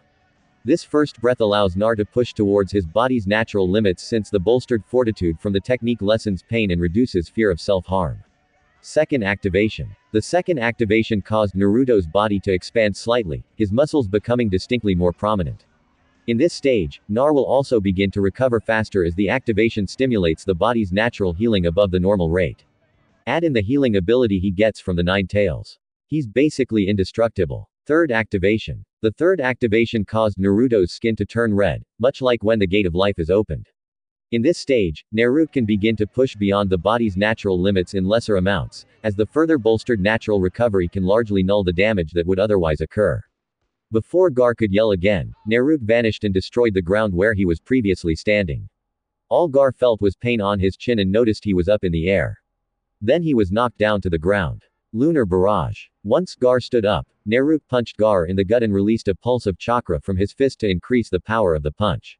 Upon inflicting the punch, Naruto took advantage of the Gar's dazed state by following up with a fury of rapid untraceable punches. The punches that make up the barrage are not random, but are carefully thought out. Each one has the purpose of conditioning Gar into reacting a certain way and forced him to leave himself open for another type of punch. This is why Gar found it difficult to escape. Nar ended the combo with a very powerful punch to Gar's stomach, inflicting a lot of damage and sending rocketing back at very high speed, crashing into the wall. Stance. Holy, 10 whispered. That was the most youthful thing I have ever seen in my life. Lee said, why couldn't I copy his movements? Sasaki thought. Kakashi, I want that technique. Sasaki said, I can't teach you something I know nothing about. Sasaki. Kakashi said, then I demand that this old fool teaches it to me along with everything he knows. Sasaki said, kid, I'd watch what you're saying if I were you. Asuma said, he's one of the legendary Sun and is possibly the strongest shinobi in the village. Kurenai said, doesn't matter. I will be waiting for him to show up at Training Ground 7. Sasaki said arrogantly, kid, I'm not teaching you. You may have all the skills, but you're not worth my time. I will never take on a student who is arrogant and thinks everything should be handed to him just because his family died. Jiraiya said, watch your mouth. Sasaki yelled and went to attack Jiraiya. But before he took one step, he was laying on the ground underneath a medium-sized toad. That's your only warning, Jiraiya said. Master Jiraiya, why did you pick to train Naruto? I mean, he had no skills or anything other than the shadow clone jutsu. Sakura said, because he's a lump of coal. Jiraiya said, what does that mean? Sakura asked, which would you rather have, a lump of coal or a diamond? Jiraiya asked, the diamond, of course. Sakura said, yeah, anybody with a brain would take the diamond over some lame piece of coal. Ino said, true, but what if that lump of coal turns out to be an even better diamond than the one you picked out? Jiraiya asked. I don't get it. Ino said, don't worry. Not many people do. Like I told Nar, I would take that lump of coal and turn it into a diamond. Lee, for instance, is also a lump of coal. Like Nar, he is also being put under pressure and polished. Jiraiya said, fighting area. That should keep you quiet for a while. Nar said as he deactivated the 7 heavenly breaths, and once the smoke cleared, Gar was back to normal, barely conscious. Winner Naruto Uzumaki Genma announced, Mother, you didn't protect me. You promised you'd always protect me. Gar yelled. After Gar was finished yelling, he released a huge amount of chakra. So Naruto gave him a chakra-enhanced kick, sending him flying out of the stadium. Tamari and Conquer nodded at each other before quickly leaving, giving chase to Gar to try and stop him from releasing Shukaku. Before anybody could enjoy the moment completely, an explosion was heard from up near the cage booth, and then Sound Ninja started to attack. A purple barrier was formed around the roof and nobody could get inside of it. We're under attack, Ino said. All of you go and help the civilians get to safety. Do not attack any Sand Ninja. They are on our side. Move out, Jiraiya said. I'm going after Gar, Sasaki said and then ran off. Damn it, Kakashi. What the hell have you been teaching him? He's more arrogant than before. Jera said and took out some Sound Ninja that tried to attack him. Hell be fine. Plus, Nar is probably going to go after Gar as well. Kakashi said, you don't get it, do you? Gar is about to unleash the full might of Shukaku and you simply don't care that your student ran off. Jiraiya said hell be fine, Lord Jiraiya. Kakashi said, change of plans, kids. Sakura, Shino, Shikamaru, go after Sasaki and bring him back. The rest of you help the civilians get to safety. Jiraiya said, I'll send Pakken with you to track Sasuke's scent. Kakashi said, Gar, you need to calm down and fight it. You can't release Shukaku, Tamari said. And Gar just groaned in response. It's no use. He's not responding. This is bad, Tamari. We can't let him release Shukaku. The Leaf Village will think we're attacking. Conqueror said. I know, Gar. You have to listen to me. You can't let Shukaku control you, Tamari said. And they had to jump out of the way from a kunai. For someone in such a rush, you three sure are slow. Drop the red head and I'll let you leave alive. Sasaki said, what the hell are you doing? We're on your side, dumbass. Tamari said, yeah, you idiot. Go fight the Sound Ninja that are attacking the village. Conqueror said, I could care less about that village. If they can't defend themselves from a couple of Sound Ninja, then they deserve to die. I'm here for a rematch, and I'll take you both on if I have to. Sasuke said, go ahead, Tamari. I'll handle him. Conqueror said, no, Conquer. Tamari said, listen, Tamari, we need to get Gar as far away from the village as possible. That's our main objective. I can handle him, Conquo said. Be careful, Tamari said and leapt away with Gar. Don't think so, Sasaki said and went to jump after her, but Kanjuro appeared in front of him. You have to get through me, Kanjuro said and kicked him away. Sun Exam Stadium. What's up with that barrier? Nar asked as he dodged a kunai strike from a Sound Ninja and kicked him away. Nar, I need you to help evacuate the civilians and get them to safety. Kakashi said, I need to go and stop Gar. Nar said, no, Sasaki can handle it. Kakashi said, if you think Sasaki can handle a gentry that's unstable, then you're more of an idiot than I thought. Nar said and kicked a Sound Ninja away. That's an order, Kakashi said. No, Naruto, go after Gar. We've already sent a team after him. You should be able to catch up to them. Make sure Sasaki gets back to the village and if you have to use force, Jiraiya said, and Naruto nodded, then vanished. Why do you think Naruto can handle Gar? Kakashi asked. You need to get your head out of his. Sasaki isn't strong enough to defeat Gar if he releases Shukaku. Jiraiya said, oh, and what can Naruto do if he releases Shukaku? Kakashi asked. Naro can summon the boss toad. Now, I'm going to the barrier to help the Hokage take out as many sound ninja and then meet up with the Ambu commander for further instructions. Jiraiya said and walked away. Nar was running through the forest dodging any sound ninja and took them out with ease. He was surprised at how easy it was to take them out and figured Orochimaru must not care about his ninja at all if they're that weak. After a while of fighting and rushing towards Gar, Naruto came across Conqueror who was sitting by a tree in pain. Conqueror, what happened? Nar asked. It's Sasaki. I tried to stall him and when I had him beat, he had these weird markings on his body and completely destroyed me. Conqueror said. Can you move? Nar asked. I'll need some help. He's going after Gar. Team is trying to calm Gar down and if Sasaki manages to get to him, then he'll release Shukaku and we're not strong enough to stop him. Kanjuro said as Naruto helped him up. Don't worry. If Shukaku is released, I can handle him. As for Temari, I think she should be able to hold Sasaki off until we get there. Actually, there was a search party sent after him. Did you see them? Nar asked. Yeah, I told them to go ahead, Conqueror said as they were jumping through the trees. Who was it? Nar asked. The useless pink-haired girl, the lazy bum, and the creepy bug boy. Conqueror said, and Naro snickered at that. Sakura, Shino, and Shikamaru. Not a bad team, but they could have sent more. Naruto said, wait, there's Temari, Kanjuro said, pointing to Temari laying on a tree branch, and they landed next to her, causing her to point a canny at them. Relax, Temari. It's just us, Naruto said. And she lowered the kunai. Sasuke got me. I had him. And then he used a fire jutsu against my wind, then used some kind of jutsu that had marks on his face and completely caught me off guard. Temari said, yeah, that thing caught me off guard as well. Conqueror said. The others went ahead. Temari said, then I'm going. Nar said, Nar, please don't hurt Gar. It's not his fault. Temari said, I know it's your father's fault and whoever put the seal on him. Nar said, what do you mean? I get it's my father's fault, but how is it the fault of somebody who put the seal on him? Conqueror asked, because Gar's seal is horrible. I know a bit about sealing, and Pervy Sage taught me one that will work. After I get a chance to defeat Gar, I'll fix his seal. He'll still have his instant sand defense, but he won't be unstable and will actually be able to sleep. Naruto said, I don't know. How can we be sure you know what you're doing? Conquo asked, it's either that or I let him run on a rampage and possibly get you two killed. Nar said, do it. Temari said, Temari. Conquo said, no, Conquero.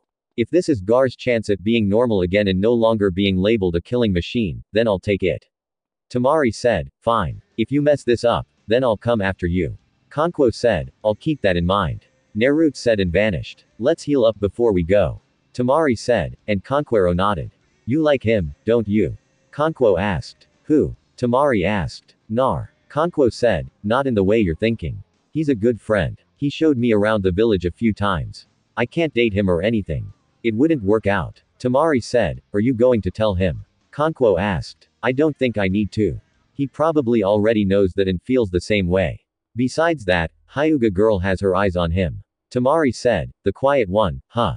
Never would have guessed. Conquo said, Nar. Nar was quickly jumping through the trees, trying to get to Gar quickly and stop him from transforming. He heard the sound of Sasake's Chidori and then heard an explosion. He channeled chakra into his legs to increase his speed. And when he made it to the area where Gar and Sasaki were fighting, Gar was already in his second stage and Sasuke was pretty much defeated. Nar saw the same marks on his body. Conqueror and Temari told him about Gar launched himself at Sasaki preparing to end him and Naruto jumped in and gave him a chakra-enhanced kick to the face. Nar Sakura exclaimed, man, am I glad to see you. Shikamaru said, grab Sasaki and leave. Naruto said, no way. We're taking him on together. Sakura said, and then Gar yelled, causing everyone to look on in shock as he finally released Shukaku. Like I said, take Sasaki and go back to the village. I can handle him. Nar said, Nar, there is no way you can handle that thing alone. Yeah, you've gotten stronger over this month and can possibly say that you're the strongest genin in the village, but this is on a completely different level. We should wait for a Jonin squad to show up. Shikamaru said just leave. I can handle this. Naruto said then bit him thumb and went through hand signs. Summoning jutsu you again. What is it this time kid? Gamabunta asked. Rescue team. Is that a giant toad? Sakura asked. It is. I think we should get back. This is about to get messy. Shikamaru said I'll grab Sasaki. Shino said, aren't we going to help him? Sakura asked. No, Naruto can handle this himself. Shikamaru said, and they leapt away from the fight. Naruto vs. Gaara, do you not see the Shukaku sand spirit in front of us? We need to take him down. Nar said, a tailed beast. Why is it that the blonde summoners always gave me fight-tailed beasts? You're lucky I like you, kid. Gamabunta said, play possum jutsu. Gar forced himself to go to sleep and relinquished full control to Shukaku. Oh yeah, I'm finally free, baby. Here we go. I hope you're ready to die. Let's do this, Shukaku yelled. Get ready, Chief Toad. Nar said, I'm way ahead of you, Gamaba said. Wind-style drilling air bullets.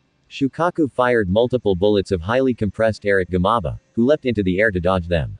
Shukaku didn't let up and continued shooting his jutsu at Gamabunta, who had no choice but to counter water-style liquid bullets. Gamabunta fired multiple bullets of water from his mouth and they collided into the air bullets from Shukaku, resulting in an explosion of water. Gamabunta pulled out his sword and when he was close enough, he cut the arm off of Shukaku, making him yell out in pain. Kid, we need to wake up the boy on Shukaku's head. It's the only way to defeat him. Gamabunta said, I don't think that's possible. The sand defenses instantly, and now that Shukaku's in charge right now, it's even faster than me at top speed. Nar said, well, I can't keep running around all day. If I wanted to do that, I would have stayed behind and chased the tadpoles back at home. Gamma said, well, figure something out. Just keep. What the hell is that? Nar asked, pointing to Shukaku's purple sphere in front of its mouth. That is something we do not want to get hit by.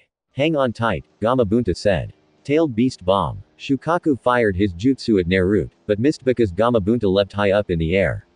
The Tailed Beast Bomb kept going until it exploded and destroyed a mountain that was far away from the fighting, but everyone near the fight felt the shockwave from it.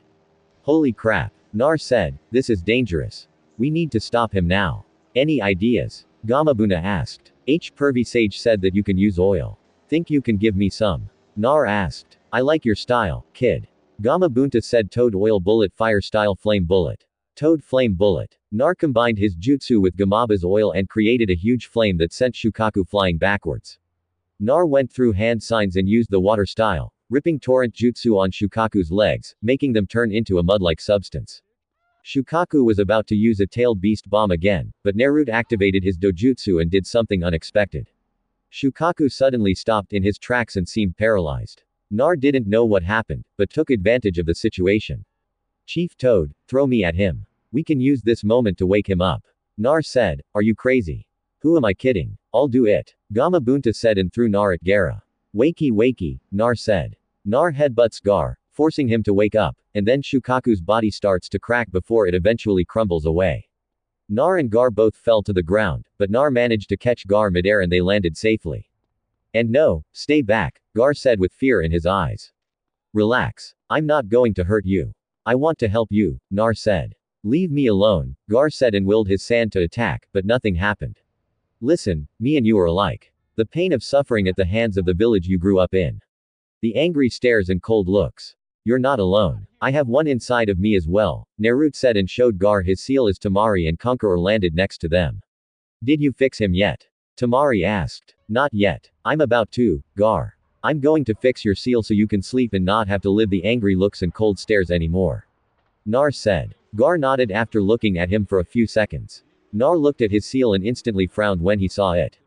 The seal wasn't even something you used to contain something like a tailed beast. Nar went through a few hand signs before he placed his hand on Gar's seal. Gar grunted in pain, which was new to him, so he tried to fight Naruto off of him. But Tamari and Conqueror held him down. After 10 minutes, Gar's old seal was destroyed and a new one took place. Naruto placed a 6-symbol seal on Garo, with the middle part of the seal being the lock to the seal where everything connects. It wasn't as strong as Naruto's seal, but it was perfect for holding Shukaku. That should do it, Nar said and sat down to catch his breath. That's it. I was expecting something more flashy. Conqueror said. It wasn't that difficult. Like I said, Pervy Sage taught me this seal, and we practiced it every day for the past few weeks until I got it right 10 times in a row. The previous seal was horrible, and whoever did it should be ashamed of themselves. Nar said, what makes you say that? Tamari asked. It was basically like putting Shukaku into a storage scroll. Nar said, that would never work. Tamari said, exactly. Gar must have some serious willpower if he was able to force Shukaku to stay in the seal while he was awake as well. Nar said, so, is it safe for him to sleep now? Tamari asked, look at him. Naruto said, and when they did, Garo was completely out. He looks so peaceful. Tamari said, yeah, it's almost as if he was never a rampaging psychopath. Kankwo said, shut up. Tamari yelled and bashed him over the head with her fan. I feel bad for whoever dates her in the future. Nar thought. Nar, Shikamaru said and landed next to him. What's up? Nar asked. Is it finished? Shikamaru asked. Yeah, it's finished. Nar said, how did you stop that thing? Shikamaru asked. Yeah, I was wondering the same thing. Tamari said, I honestly don't know. I'll have to talk to Pervy Sage about it. Nar said, nobody move. A voice yelled and they looked to see Sasuke running at them with his Chidori activated. Wind-style gale wind jutsu. Tamari swung her giant fan and created a huge amount of air that crashed into Sasaki and sent him back into a tree while cancelling out his Chidori. Nice, Naruto said, and Tamari grinned. Thanks, Tamari said. Listen, we should really get back to the village and help. Shikamaru said, right, you grab Sasaki and head back. You two should take Gar and head home. I'll let your sensei know what's going on. Naruto said, why do I have to grab Sasuke? Shikamaru asked. I'm sorry. I didn't realize you fought a gigantic demon on top of a gigantic toad and fixed a seal. Nar said sarcastically. Come on, you big baby. Just do it. Tamari teased and Shikamaru groaned. This is such a drag, Shikamaru said and grabbed Sasaki before leaving. Nar. Tamari said. Yeah, Nar asked and Tamari gave him a hug. Thank you, Tamari said, and Nar lightly hugged her back. You're welcome. Now get out of here, Nar said. And Tamari nodded before kicking Kankwo. Wake up, Conquer. We're leaving, Tamari said, and they both grabbed Gar before leaving. I better get promoted after this, Nar thought and left. Next day, I figured you'd want to be at the funeral with everyone else. Jiraiya said to Nar as they were both leaning on the same post at Training Ground 7. I didn't think it would be smart for me to be there anymore. I was there and not even his funeral was enough to keep ninja and civilians from glaring at me. Nar said he didn't tell you about your parents for your protection. They were both well-known ninja who helped in our victory during the Third Shinobi War. He didn't want you to accidentally slip up and say it to the wrong person and then you get captured by their enemies. Jiraiya said then he should have just told me that. Instead, he decided to blatantly lie to my face and then tell me it's pointless to worry about that. Leaving me on the streets for 2 years and then showing favoritism while I have to struggle to get by. It sucks that he died, but for some reason I'm finding it hard to feel anything towards it. Nar said, don't beat yourself up over it. Everyone's different in how things affect them. Jiraiya said, and then it started to rain. So now what? Nar asked. Now we need a new Hokage. We need a strong leader, somebody that believes in the will of fire and will lead the village the right way. Jiraiya said, so, are you going to take the title of Hokage? Nar asked, no, I like to travel and being Hokage isn't my style. Jiraiya said and there was a brief silence until Naruto broke it. Pervy Sage, I found out another ability of my jutsu. Naro said, really? What is it? Jiraiya asked. I can cast a genjutsu that looks like it shuts someone's body down for 30 seconds. It's how I beat Shukaku when I had to fight him. Nar said, that's kind of disturbing. Do you think it can cast any other genjutsu? Jiraiya asked. I don't know. That was the first time I did it. Naruto said, we'll have to work on that then. For now, I'll give you 2 days to rest up. Not many genin can say that they managed to beat a tailed beast. Jiraiya said, I guess you're right, Nar said. And then the rain stopped. However, I need answers. How exactly were you able to figure out the first 3 activations for the 7 heavenly breaths so quickly? I thought you only were able to use 2 of them, Jiraiya said. I never slept when you sent me home. I used my shadow clones while I meditated and had them practice every night until they had them done. Compared to the 8 inner gates, it focuses on gathering oxygen into your lungs. I had my shadow clones hold their breath underwater for as long as they could, and then we tried the techniques. I didn't try any of the activations until a shadow clone was able to do it without any problems. Nar said, well, take a break from those for now. Since you're on a break, I'd recommend talking to Asuma in regards to your wind chakra nature. He's one of the 2 now 3 wind users in Konoha. He can help you so your attacks are as powerful as they should be. Jiraiya said, who's the other wind user? Nar asked, somebody you need to stay away from. I'll tell you more about him some other time. Jiraiya said, okay, I guess I'll see you in 2 days. Naruto said, another thing you should know since you're my apprentice is that when I say a specific time frame, it may not be exact. I could be called away for something important from my research. Jiraiya said, yeah, your research for your stupid books. Nar said, my books aren't stupid. Anyway, I'm also Konoha's spy master.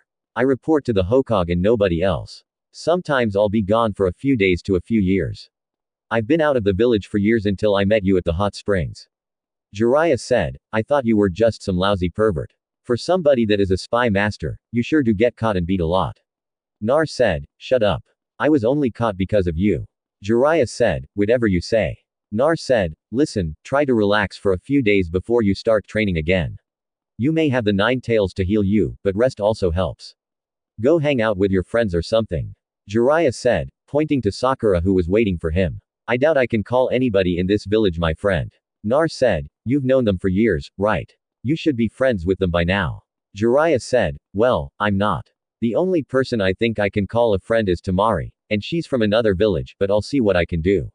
Nar said, that's the spirit, Jiraiya said and vanished as Sakura walked up to him. Yes, Sakura. Naruto asked, why weren't you at the funeral? Sakura asked, I was. I left early. Nar said, Kanahimaru was looking for you. He was a mess. Sakura said, I'll talk to him next time I see him. Nar said, listen, later on, everyone is going to meet up for some food at yakiniku. I just wanted to see if you wanted to come. Sakura said, I can't. Naruto said and Sakura got angry as usual. Why not? You think you're too good to hang out with the rest of the rookie 9. Sakura said, no, I'm not allowed in that place. Actually, that entire part of the village hates me. Nar said, this is what happens when you keep pranking everyone and everything. You're such an idiot. It's no wonder you're always alone and nobody likes you. Sakura said and instantly regretted it. I see. Have a good day, Sakura. Nar said and walked away. Naruto Sakura didn't finish because Nar vanished next day. So Naru and Tamari seemed to get along well after she apologized. Ayame said yeah she's a cool person. Nar said what do you think of her? Ayame asked she's smart and really cares for her brothers. Nar said do you like her? Ayame asked with a grin. Not in the way you're thinking. Nar said, what do you mean? Ayame asked. You think I like her as a girlfriend and I don't. We wouldn't really work out. She needs somebody that's kind of submissive. I guess you can say she likes to be in charge and plus she needs somebody to match her intelligence. I'm somewhat smart, but not smart enough to be with her. That and I'm not really the submissive type. We'd argue like every day since she won't be able to boss me around. Nar said how do you know about being submissive? Ayame asked. Enko and Yuga taught me. Nar said great. It just had to be Enko who taught him. Ayame thought. So what kind of girl would you like? Ayame said I don't know. She has to have red hair though. It's my favorite color. Nar said if red is your favorite color, then why don't you have anything red on? Ayame asked. I do. My shirt underneath is red. Nar said and then they were interrupted by none other than Jiraiya. Seriously, Nar, you just couldn't stay away from the ramen. Jiraiya said, pervy sage, what are you doing here? I thought I had a few days off. Nar asked, there's been a change of plans. We're going on a mission. Meet me at the gate in an hour. Jiraiya said, you got it, pervy sage. Nar said, and Jiraiya sighed. I really wish he'd stop calling me that. Jiraiya thought. Nar and Jiraiya. So, what's the mission? Nar asked as they were walking along the road. We're going to find a woman. Jiraiya said, seriously, you brought me with you just so you can shag a random woman and then write about it in one of your books.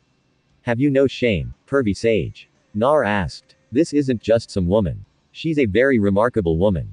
Jiraiya said, right. Anyway, I think it's time we start talking about my training. Nar said, what training? Jiraiya asked. It's just that I think it's time I added something unique to my skill set. Don't get me wrong, I know I have Enjutsu, Taijutsu, and Fujutsu, but anybody can learn those. I'm talking about something unique that is difficult to learn. Something complicated yet simple at the same time. Nar said, something complicated yet simple. Huh, I've got just the thing. Jiraiya said, what is it? Nar asked. A simple yet complicated jutsu. Jiraiya said, so, when do we get started? Nar asked. We need to stop by the nearest town first before we do anything. I don't have the supplies on me for the jutsu. Jiraiya said, and they stopped at a sign, Atafaka town. That's 10 kilometers from here. Nar said, that's right. It's our first stop in our search. Jiraiya said, right, so why do you chose me to come with you? Nar asked, well, you're my apprentice, and I think you'll play a major part in the success of this mission. That and I did say I would tell you who I really am along with the identity of one of your parents. Jiraiya said, yeah, but you also said that you'd only tell me if I became a Chunin. Nar said, trust me, you're going to make Chunin when we get back to the village.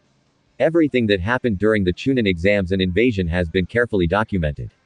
Jiraiya said, if you say so. Nar said, now, which parent do you want to know about? Jiraiya asked, and Nar thought about it for a minute. My mom, Nar said. Okay, I'll introduce myself first. As you know, I'm Jiraiya, the Toad Sage and one of the legendary Sun. However, I'm also your godfather. Jiraiya said, my what? Where the hell were you? Nar yelled, listen, I'm Konoha's spy master, and I traveled a lot. It wouldn't have been smart for me to bring a newborn along with me. So, I decided to leave you in the village with the Hokage. I would send you money every month, and until I saw you at the hot springs, I honestly thought you were living a nice life from what he would report to me. That toad wallet you carry around is from me. I decided that if I wanted to keep you safe and your Genshiriki status a secret, I'd protect you from the outside. I've stopped so many lead ninja from leaking information about you over the years that the amount would be considered a small army. Jiraiya said, so, you thought you would be better off protecting me from the outside rather than taking me with you? Nar asked. Exactly. Jiraiya said, I guess I can agree with that. What about my mom? Nar asked. Her name was Kusha Uzumaki. She was a well-respected kunoichi in our village and was well known for her unique use of enjutsu and her kenjutsu abilities. Before she died, some people would say that she was stronger than Sununade, my other teammate in the legendary Sun. As a kid, she was a headstrong, impulsive, eccentric, and stubborn girl, as well as a bit of a tomboy. However, with time, she matured and was very level-headed and cheerful with a noticeable sassy side to her. She died protecting you from the wrath of the Nine Tails during the attack. All she wanted was a peaceful life with a family, and that was all taken away from her the day you were born. Your name is the name of a character from the very first book that I wrote that didn't sell as well as I hoped it would. Jiraiya said, do you think she would be proud of me? I mean, I don't exactly have the greatest reputation in the village. Nar said she would be proud of you no matter how your reputation was in the village. All she wanted was for you to be happy in life. Jiraiya said, I guess she would be. I mean, I have a friend, although she's from Suna, but she's a friend nonetheless.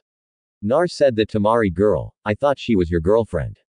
Jiraiya said, no, we wouldn't work out. Plus, my girlfriend needs to have red hair. It's my favorite color. Nar said, he's more like Minato, and he doesn't even know it. Jiraiya thought as they arrived in Afaka town and found a hotel. I see. Now we'll be staying for the night. Jiraiya said, why? Nar asked. Because I want to check around and see if anybody has seen the person we're looking for. Jiraiya said, and Nar felt a small pulse of chakra. Well, what is her name? What does she like to do? Nar asked. She's my other teammate, Sununade. She likes to drink and gamble a lot. She's earned the nickname the legendary sucker for her terrible luck. Jiraiya said, then we should head over to Tanzaku town. It says here that it's the biggest gambling town in Fire Country. Nar said as he was reading a brochure. I guess we can do that, but are you sure you can make it? It's quite the distance away from us. It's an extra day of travel, but if we travel non-stop as fast as we can, then we can make it there in a few hours. Jiraiya said, I can make it. Nar said first we need to stop for supplies to teach you that jutsu. Jiraiya said and they walked away from the hotel. You felt it too, didn't you? Nar quietly asked. Yeah, somebody cast a genjutsu close by. Jiraiya said and they made it to a carnival game, but Nar accidentally bumped into somebody spilling a drink on his coat. Watch it. Look what you did, you little punk. A bald head guy said. Huh? Nar asked. You stained the leader's brand new designer suit. You're paying for that 100,000 Rio and you better pay up now. The bald head man said, what? You're telling that suit cost 100,000 Rio? Nar asked, that seems like a little bit of a stretch. You expect us to believe that monkey suit cost 100,000 Rio? Jiraiya said, you looking for trouble, old man. You better shut the hell up if you know what's good for you. The leader said, the boss used to be a Chunin from Iwagakure, the legendary dark ninja, feared by all. The bald guy said, oh, the legendary what now? Jiraiya asked, you're asking for it. Just keep pushing me and I'll kick you, the leader said. Naro, this is perfect timing. I'll show you the jutsu I'm going to teach you while we're on our little mission. Watch carefully, Jiraiya said and formed a spiraling ball of chakra in his hand. Enough of this, the leader said and charged at Jiraiya only to have the jutsu shoved into his chest and sent crashing into the game they were at. That was awesome, Nar said. I was holding back. You guys are hardly worth the trouble, Jiraiya said and took the guy's wallet. then paid for the damages and bought all of the balloons filled with water as well as the rubber balls. What the hell kind of jutsu was that? Nar thought. Nar, let's get going. It's time to leave in time for you to train. Jiraiya said. All right, Nar said. And when they were far enough from Afkaka town, Jiraiya tossed him a water balloon. Here, take this, Jiraiya said. What's this for? Nar asked. The first step in the jutsu I'm teaching you, Jiraiya said, and popped the balloon in his hand. Whoa, how did you do that? Nar asked. In the water balloon exercise, you'll learn to create a stream of chakra. In other words, spinning. First, gather the chakra in your hand like you would during the tree climbing exercise. Then release a steady stream of it using the water walking exercise and finally use the chakra to push and churn the water in the balloon. Jiraiya said, so, I have to spin the water inside of the balloon until it pops. Nar said and started to spin the water in the balloon. Yeah. Now, let's get going. We've got to be in Tanzaku before nightfall so we can get a hotel to stay in. Jiraiya said, wait, can you give me one more demonstration? Nar asked, sure, but this is the last one you get. Jiraiya said and popped another water balloon. I get it now. When I spin the water in the balloon, I'm only doing it in one direction. When you spin the water, it's going in multiple directions that makes it seem to bubble inside before it eventually pops. Naruto said he caught on faster than I thought. Jiraiya thought, exactly. Now you will have more difficulty since you have to concentrate while we're traveling at high speeds. Jiraiya said, that's okay with me. Just means the end result will be even better.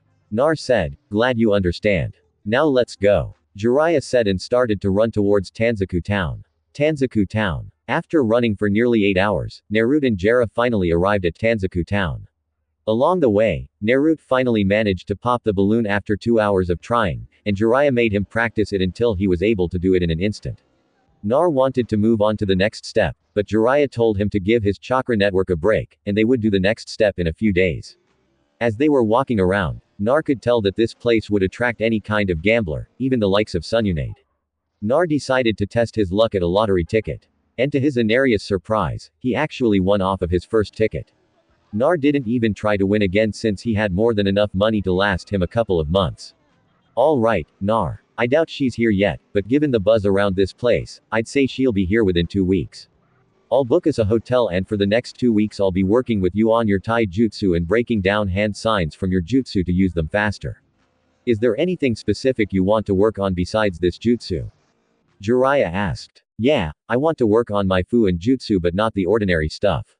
I want to learn some wanjutsu or at least methods of removing some. Nar said and Jiraiya sighed. Listen kid, wanjutsu is no joke and it takes years to master. Jiraiya said, I know that, but we have my shadow clones, remember? We'll be speeding up time if we use them. Nar said, I'll teach you. Why do you want to know wanjutsu so bad? Hara asked. I don't know. I just have a feeling that I'll need it in the future. Nar said, alright, starting tomorrow, we begin training. I'll have you work on the second stage and physical training while I work with your clones for a few hours. Jiraiya said, alright, Naruto said. 2 weeks later, 2 weeks has arrived and a few of Jiraiya's spies have contacted him, letting him know was now in Tanzaku town. What made him confused was that earlier in the day, Sununade hit the jackpot consistently and won a ton of money. Over the past 2 weeks, Jiraiya worked Naruto into the ground. He needed less hand signs for all of his jutsu. His Tai Jutsu was even better than before. He managed to get past the second step in his jutsu, which required him to pop a rubber ball. Jiraiya kept his word and taught Naruto some jujutsu releasing methods that Naruto took to like a fish in water. Currently, Jiraiya had Nar working on the final step to his jutsu, which relies on him combining the first and second steps together. Alright, Nar. According to my sources, Sununade is in town. She's been here for a few days, and we've been gone from the Leaf Village for over 2 weeks.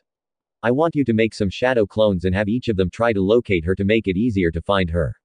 Jiraiya said, I don't even know what she looks like. Nar said, this is what she looks like. Jiraiya said and held up a picture of Sununade. You just happen to have a picture of her with her being the main focus.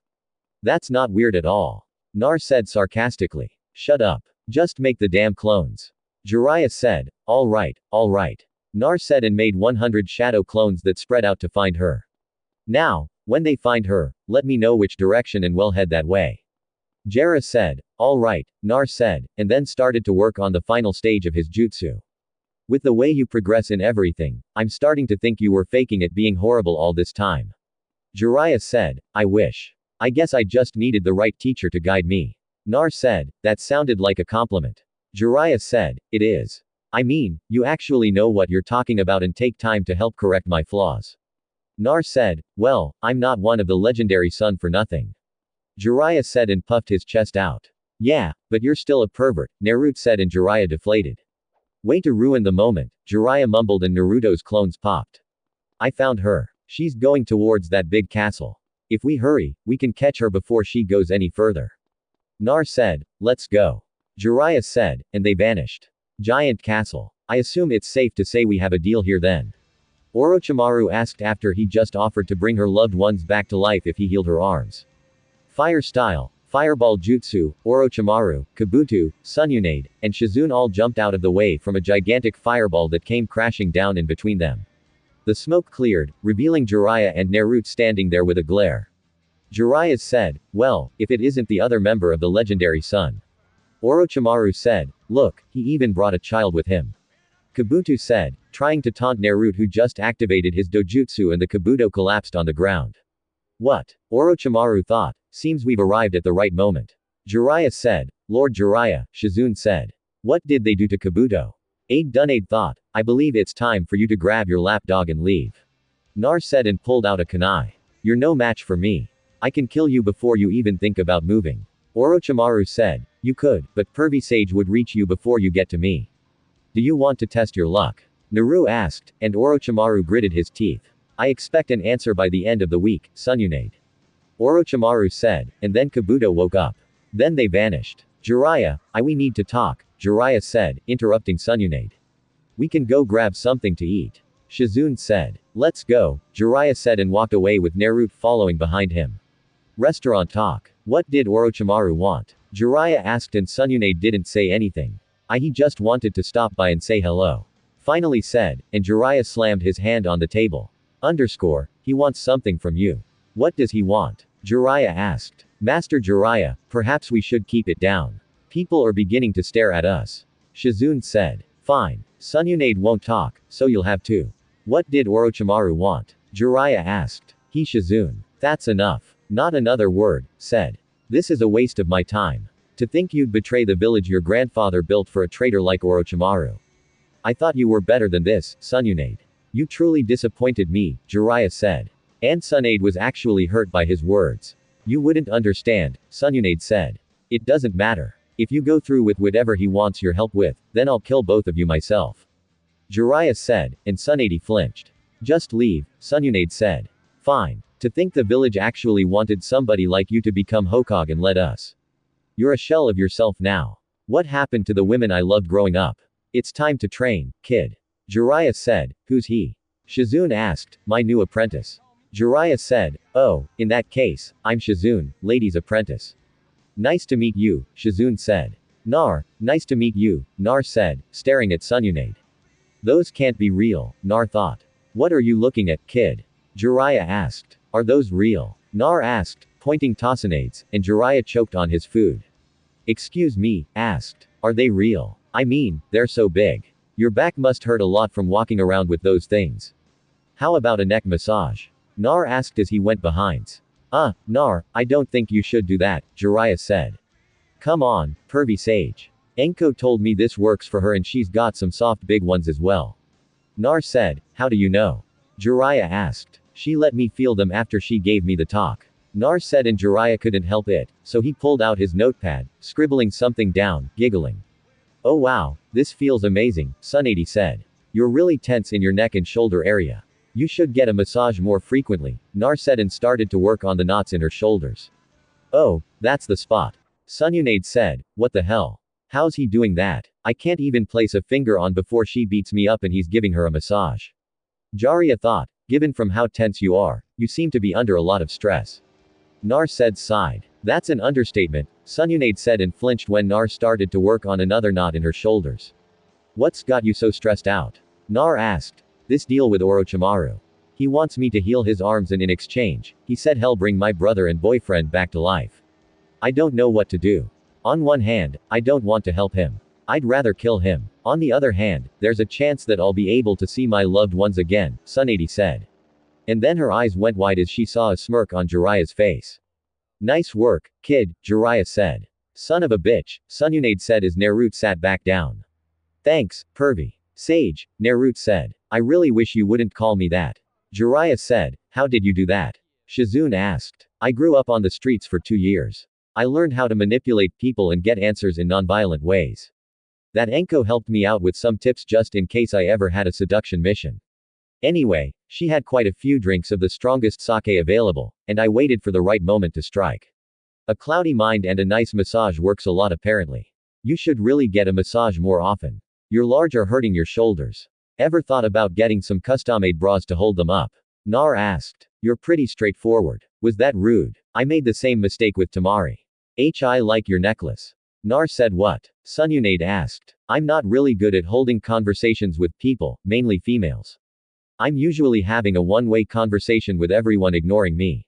I'm getting better, I think. Nar said, anyway, I hope you're not thinking about helping Orochimaru because I can tell you that it won't be smart if you did. Jiraiya said, what makes you say that? Asked, well, the jutsu he wants to use is the forbidden jutsu your uncle created. Hell bring them back to life, but they'll only be a reanimation. He's already brought back Hashiyama and Tobirama to fight Sensei when he invaded during the Chunin exams. Jiraiya said, I heard about that.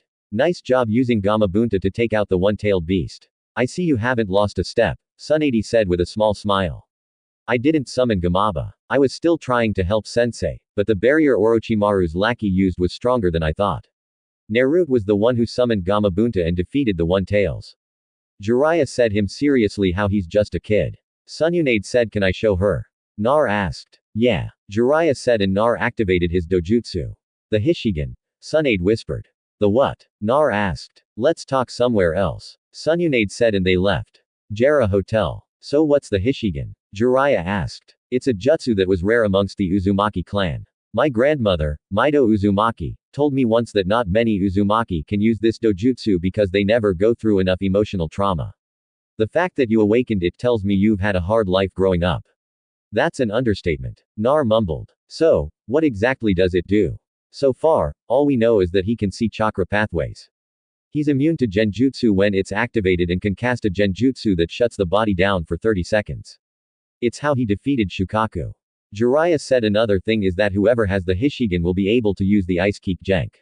You can cast genjutsu with them like the sharing but only one person has been able to do that and that was a Shaowaki the clan head. That genjutsu that shuts down the body isn't a genjutsu per se.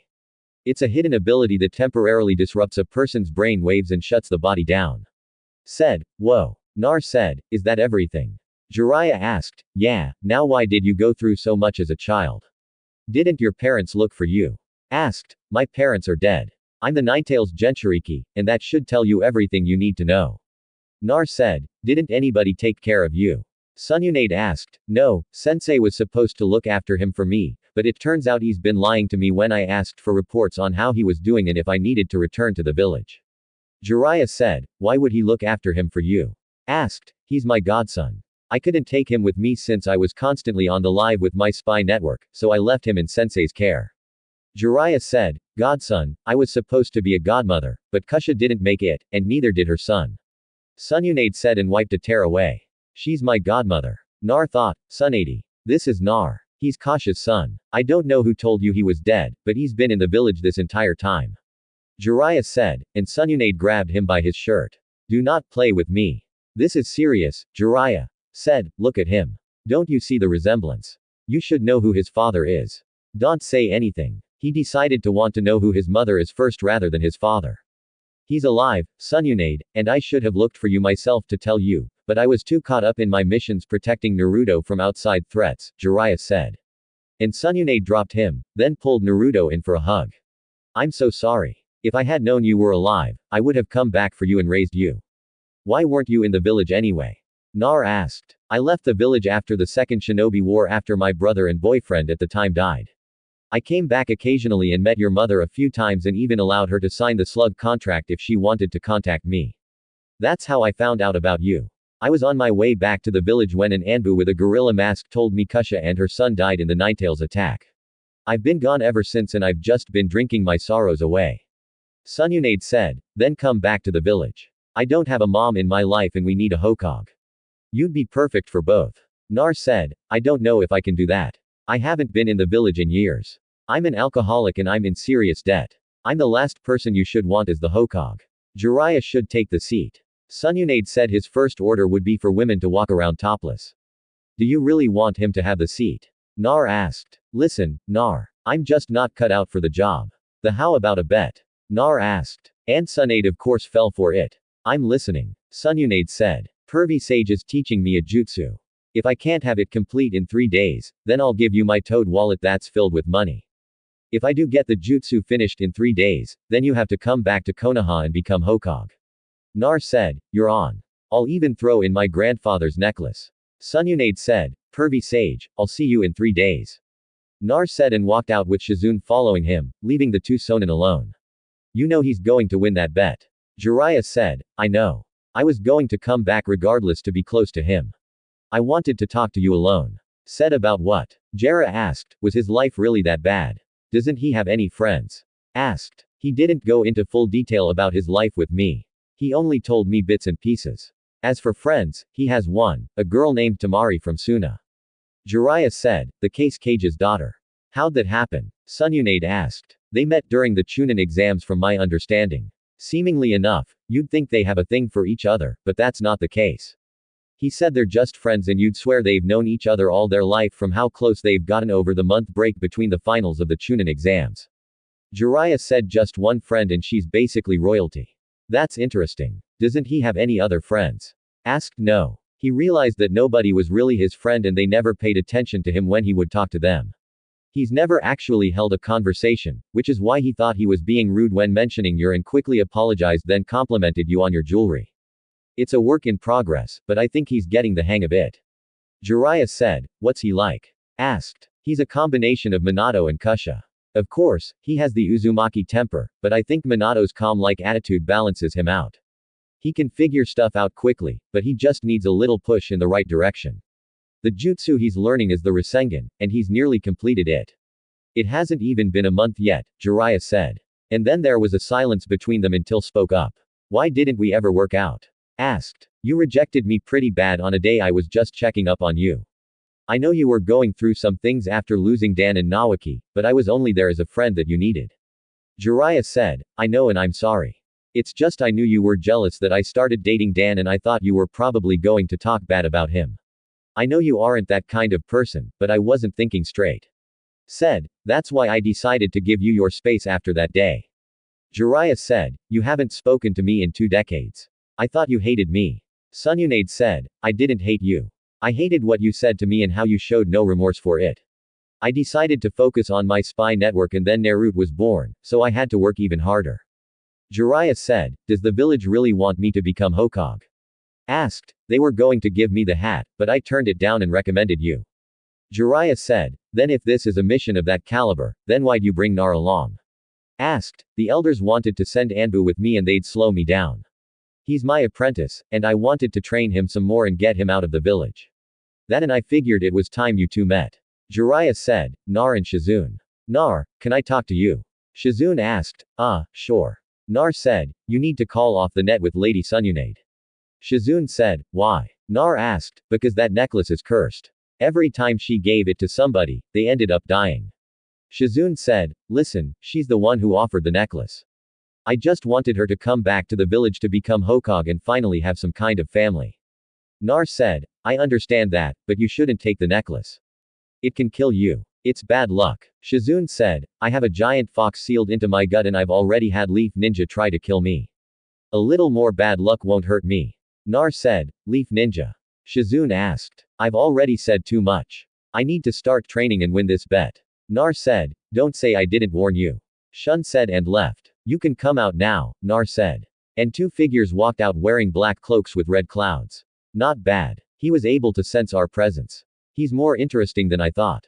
Itachi. A blue shark L-looking man said.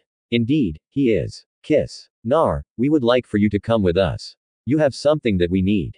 Itachi said he must be talking about the 9 tails. Nar thought. He might try to run. Allow me to cut off his legs. Kiss said and pulled a giant sword off his back. What if I were to decline this invitation? Nar asked. It would not be wise for you to do that. Itachi said and activated his sharing. So, you must be Sasuke's brother. Nar said he is. He's already dealt with that nuisance and now we're about to deal with one more. Make this interesting for me. Since I can't kill you, create some of those shadow clones you're known for and allow me to kill them. Kiss said with a grin. How about no? Now, leave me alone. I have something to do. Naro said and turned around only for Kisame to appear in front of him. I warned you, Kiss said and raised his sword to attack, but Nar activated his Hishigan and Kisame collapsed. What was that? Itachi thought and kicked Nar away. Would you like to join him? Nar asked. You placed him in a genjutsu, but there's no foreign chakra in his body. Itachi said, that's because he's not in a genjutsu. He's temporarily dead, Nar said, and Jiraiya landed in front of him. Itachi. Jiraiya said. Jiraiya of the legendary Sonin. We will meet again, Nar. Itachi said and grabbed Kizum before vanishing. You all right, kid? Jiraiya asked. Yeah, I'm okay. All he did was kick me away when Kizum fell to the ground. Nar said that dojutsu saves your life and bought me some time. Let's head back. You can start training tomorrow. Jiraiya said, what about my bet? I'll only have 2 days left instead of 3. Nar said, trust me, kid. With your luck and terrible luck, you'll win this bet. Jiraiya said, I guess you're right. Nar said they left the area and went back to the hotel to rest up for the night. Nar made sure he had everything he needed to complete the Rasengan and win the bet. That wasn't the only thing on his mind. He wanted to know why Kisame and Itachi were really after him and how they would deal with Orochimaru in a few days. 2 days have passed since Naruto and Jiraiya found Tsunade. And to Naruto, it was fun. He bonded with Tsunade over the past 2 days and they were instantly like mother and son. She told him how to talk to women better with the help of Jiraiya and Shizune. He was able to talk to girls now without feeling awkward and even met a few that were his age while walking around the town. Of course, he was a natural at charming women, and Jiraiya even bribed him with a jutsu to help him score some women at the brothel house. The result of this was Tsunade beating Jiraiya within an inch of death once she found out. Another thing he found out was Tsunade had an extreme case of hemophobia. He came back to the hotel one day after training and asked to heal some of his wounds, and she froze at the sight of his blood. Shizune explained the reasons why she's afraid of blood due to the loss of her lover Dan and her little brother Nawaki. Nar being the lovable person that he is came up with a plan to help Tsunade get over her fear of blood. Flashback. Nar, what's on your mind? Shizune asked Grannyad's fear of blood. It's a weakness that can easily be exposed during a fight and I don't want that to happen to her. Nar said, I understand, but these things take time to get over. Shizune said, it's been nearly 30 years. She's had more than enough time to get over it. Nar said, well, some people take more time than others. Shizune said, what if I'm in danger and her fear of blood prevents her from saving me? Wait a minute. I got it. Nar said, what? Shizune asked. Well, use me to get her over her fear of blood. Naruto said, how exactly are we going to do that? You have the 9 tails inside of you, and it heals any major wounds. Shizune said, then we'll use a blood clone. We can give it an injury that only she can heal, and it will force her to get over her hemophobia. I doubt she'd want to lose her only family member left, so I'm positive she'll ignore the blood and save the clone. Nar said, that's a brilliant idea. Do you know how to use the blood clone jutsu? Shizune asked. Yeah, I just need to draw blood and then do 2 quick hand signs for it. Nar said, we need an injury that's too severe for me to heal, but not too severe that it will destroy the clone. Lady Tsunade personally trained me, so there isn't much that I can't heal. Shizune said, do you operate near the heart? Nar asked, no, I've never been in a situation that required surgery near the heart. Oh, I see what you plan on doing. Shizune said, after we make the clone, stab the clone in the chest, but have it barely scrape the heart and rush the clone toss it. She'll either have to let me die or get over her fear of blood and heal me. Nar said, do we tell Master Jiraiya the plan? Shizune asked, no, Pervy Sage should be kept in the dark about this. We need his reaction to be legit. Nar said, we need a backstory for the injury. Shizune said, tell her Kabuto attacked me while I was training. Use your chakra scalpels to do damage around the clone's body and then stab the clone in the chest with a kunai. Nar said, it's almost scary how well thought this plan is. Shizune said, and Naruto just shrugged. Few hours later, Lady Tsunade. I need your help, Shizune yelled as she burst into their hotel room. What is it? Tsunade asked. It's Nar. Kabuto attacked him while he was training. Shizune yelled and laid the clone on the bed. Then heal him. Tsunade said, I can't. I've never done anything near the heart. He was hit by chakra scalpels and then stabbed near the heart. He's bleeding everywhere. Shizune said, "Hey, what's with all the noise?" Jiraiya asked as he came into the room. "Kabuto attacked Naruto. And I can't operate around the heart." Shizune said, "What Tsunade, you have to do something." Jiraiya said, I can't." Tsunade said, frozen to where she was standing. "Lady Tsunade, please." Shizune said, "I can't." Tsunade said, "Damn it, get your over here and save my godson," Jiraiya said. And Tsunade shook her head. "It's okay, pervy sage. We all have to die sometime, right?" The clone asked and coughed up blood. "Damn it, get your over here." Jiraiya yelled. "He's losing too much blood. He won't make it much longer." Shizune said, trying her best, and Jiraiya had enough. So, he dragged Tsunade over to Naruto's body. "Look at this. I can't believe you're willing to let your godson die. You're a disgrace to the medical corps," Jiraiya said and stormed out of the room. "Lady, please help him. I thought you didn't want to lose any more family members." Shizune said. I can't," Tsunade said. And then the clone stopped breathing. So Shun moved away from the body with blood on her hands. "I hope you're happy," Shizune said and placed a blanket over the clone's body. Narunade said and hoped it was a lie, but got no response. "It's over, Lady Tsunade. I'll go tell Master Jiraiya what happened." Shizune said and left the room. "Naruto, please wake up," said. She didn't get an answer. So, she hesitantly went over to the body, pulled the blanket back, and checked for a pulse. It was faint, but still there, so she slowly got to work, and had to catch herself from stopping. The pulse grew stronger after a while, and now the hard part came. She had to remove the kunai and be prepared for the blood to shoot out. She got herself together, and once the kani was out, she was sprayed with blood, but didn't let that stop her. It took some time and a few close calls, but she finally healed him. That's when Tsunade heard the door open, revealing Shizune, Jiraiya, and Nar.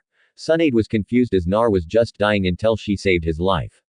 "Nar, but how? You were just dying. It was a blood clone, Lady Tsunade. Nar wanted to help you get over your hemophobia, so me and him came up with this plan. Seems like it works since you're covered in blood and you aren't freaking out." Shizune said. And then Tsunade realized she was actually covered in blood.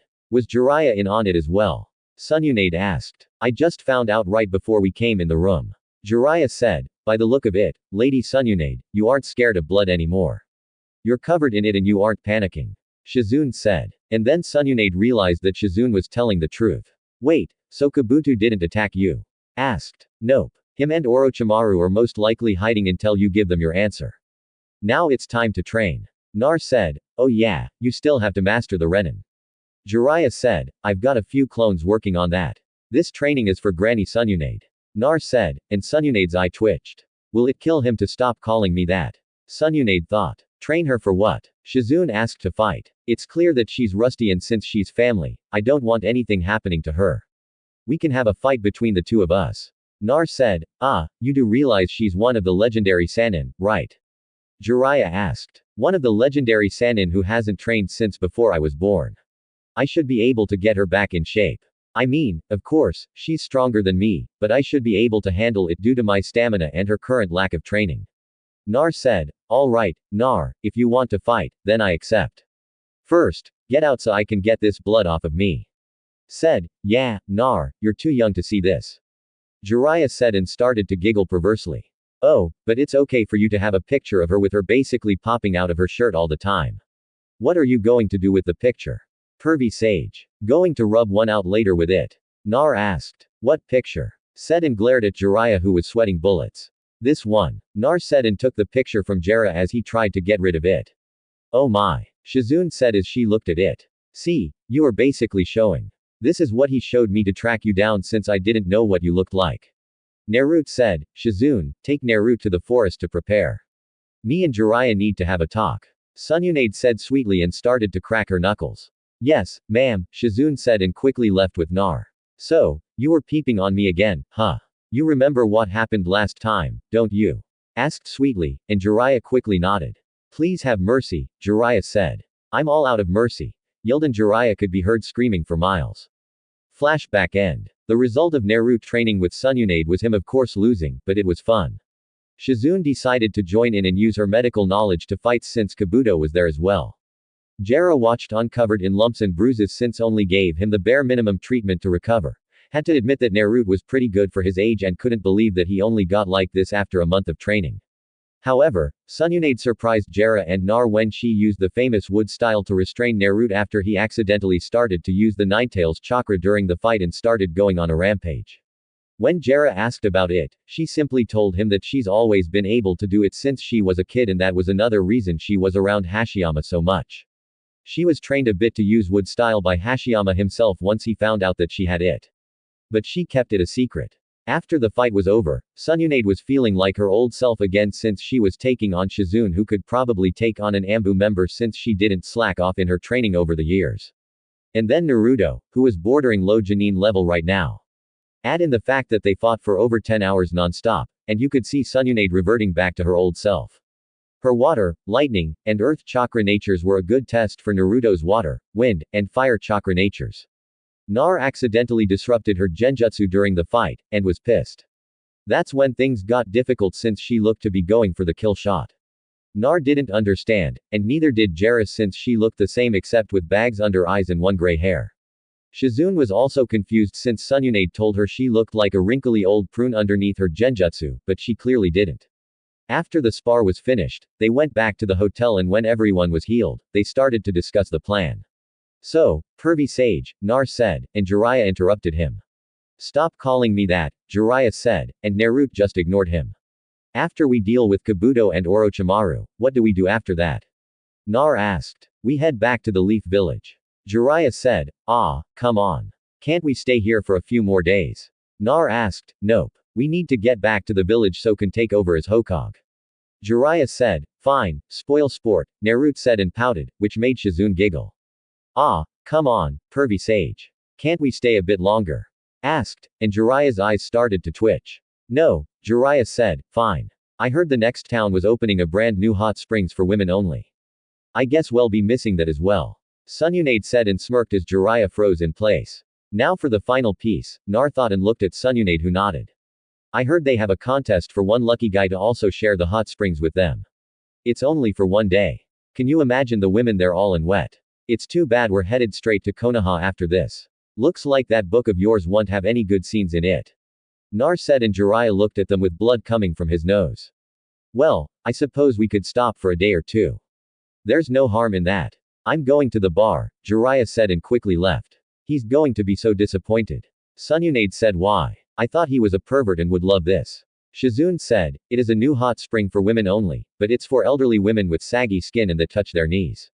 Nar said, and Shizune finally got it. Oh, I see. Then why do you want to stop at the next town? Shizune asked, because Granny Sunade is going to pay off her debts with the money she won at the gambling machines. Nar said, and Sununade sighed. Will you not call me that, please? Sununade asked. Call you what, Granny?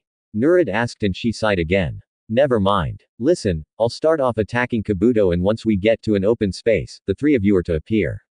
Both of you will take on Kabuto and I'll handle Orochimaru. Jiraiya probably won't be in any shape to fight tomorrow or he will barely be healthy enough. So, after you're done with Kabuto, help me out. I'm still a bit rusty.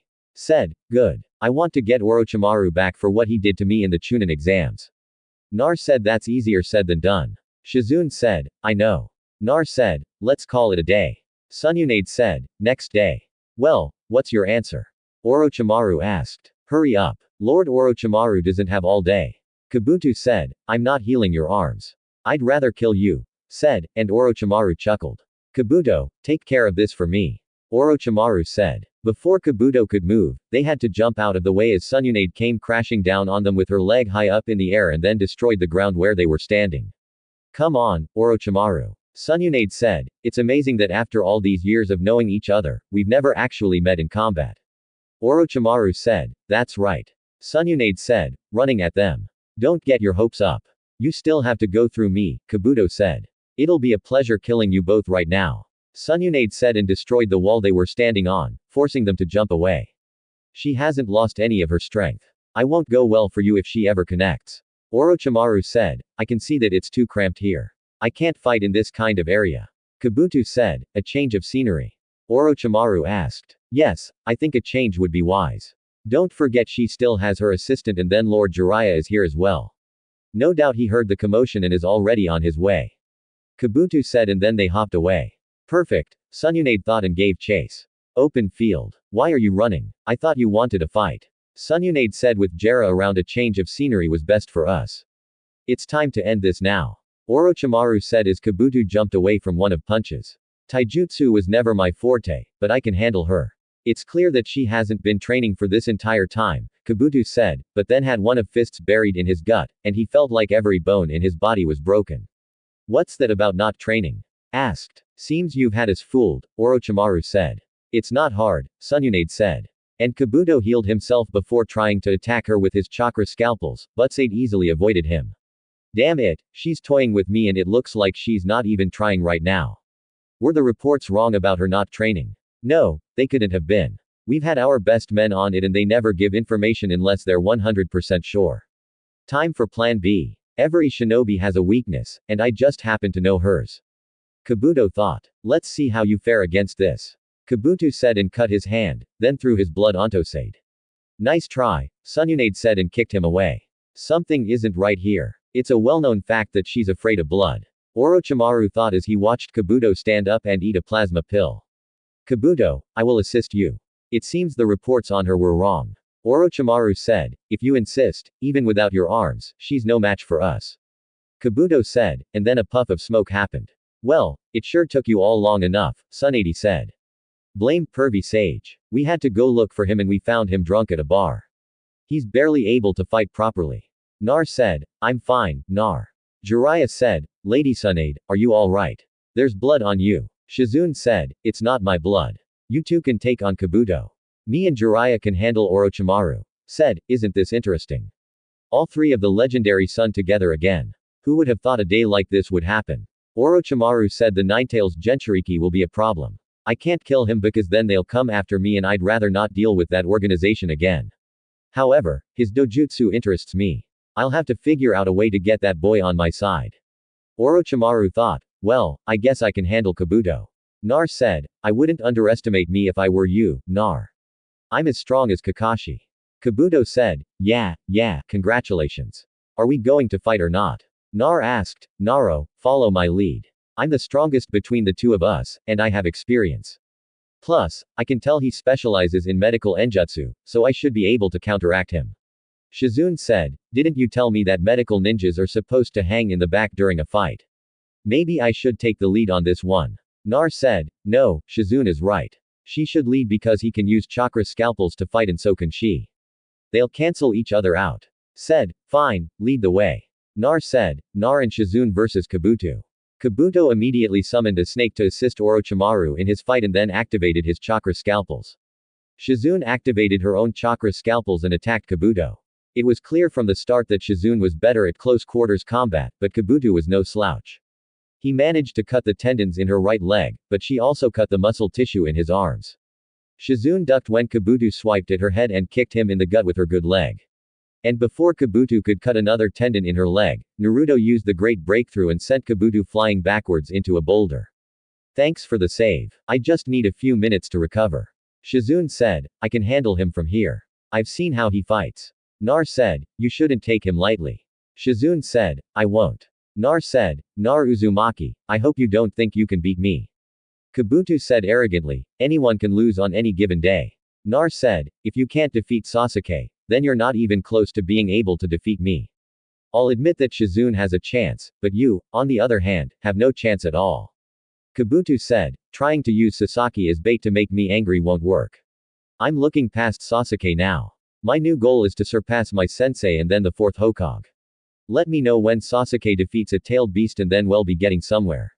Until then, shut the hell up and fight me. Oh, wait. Do you need Orochimaru's permission to fight me? Seems you can't do anything without him telling you to do it.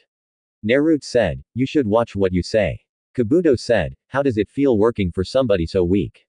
I guess we know who the weakest Sonin is. He lost to an old man while he had Hashiyama and Tobirama Senju on his side. If that's who you take your orders from, then I guess you're just as weak as he is. Nar said, shut up, Kabuto said. Too easy, Naruto thought. Kabuto charged in at Naruto full of rage for disrespecting Orochimaru and never noticed the smirk on Naruto's face. Kabuto started swinging wildly with his chakra scalpels activated and each time he swung it would go right through Nar. However, every time Nar attacked, it managed to connect and that just enraged Kabuto even more. What he didn't know was that Nar was using the Shin at incredible speeds, creating after images of himself, but they were all able to attack him. I've had enough, Kabuto yelled. He was about to attack, but then Shizune used her poison mist on him, but Kabuto held his breath as the poison surrounded him so he wouldn't breath it in. Nar tapped his arm as a signal to Shizune to use her poison needles. She shot her poison needles towards the poison mist, and Nar used his Gale Palm Jutsu to speed them up a bit. They heard Kabuto groan as the needles managed to hit him and smirked. What do your poison needles do? Nar asked. They'll leave him near death, but since he's a medical ninja, he'll most likely slow the poison down to try and keep fighting. If he was smart, he would leave and try to find a cure. But since you've managed to enrage him, I don't think he'll do that, Shizune said, and the smoke cleared, revealing Kabuto with 3 needles in his arm. Damn it, I fell for a simple trick and now I'm poisoned. Kabuto thought, summoning jutsu. Everyone looked over and saw summon a giant slug. Orochimaru was about to ask for help, but Jiraiya came at him with some taijutsu, and Orochimaru was able to dodge some of them, but not all of the attacks. He jumped back onto his snake summons, and Jiraiya also went through hand signs. Summoning jutsu, what's up?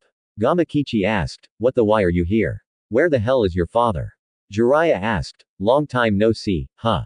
Gamakichi asked. Of course, leave it to the world's greatest pervert to have performance issues during a big moment. Naruto said, and Shizune giggled. Well, Jiraiya, still playing the fool, I see. You always were ridiculous, but this time you've outdone yourself. Orochimaru said, summoning jutsu. What is it now? Gamabunta asked as Naruto summoned him. Pervy Sage is having performance issues and summoned Gamakichi. Naruto said, leave it to the pervert to have performance issues during a big moment.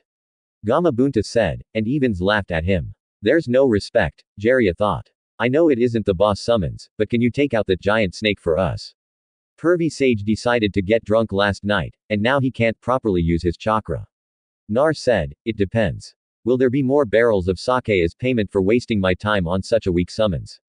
Gamabunta asked, you'll have to wait until we get back to the village, but yeah, I can get you some. Nar said, I knew I'd like you, kid. Gamakichi, head back home.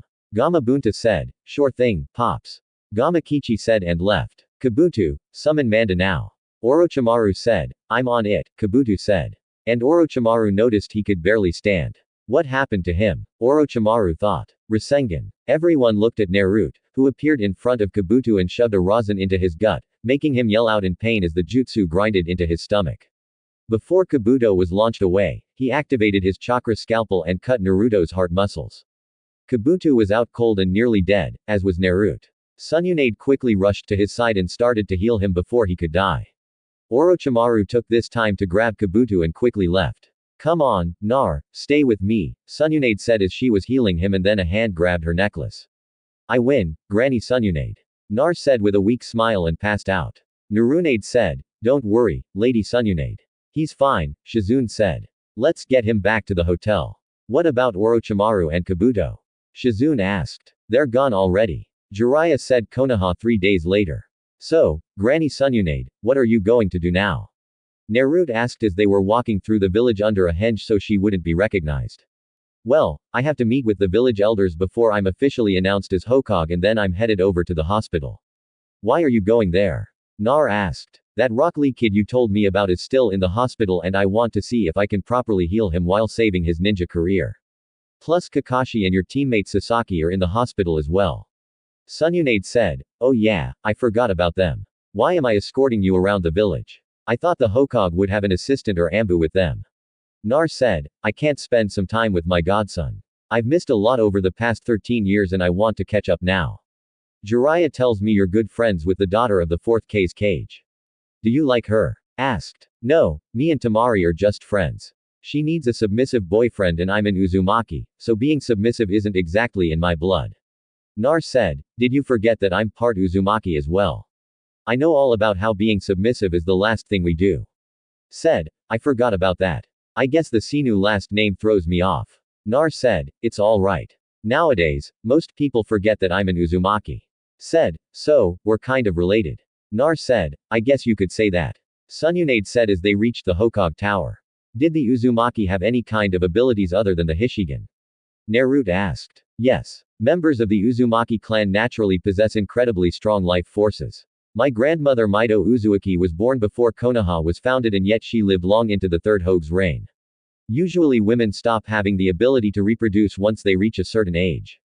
But Uzumaki women can give birth well after that of normal women. Another trait of the Uzumaki clan was the ability to use their chakra to heal themselves or others.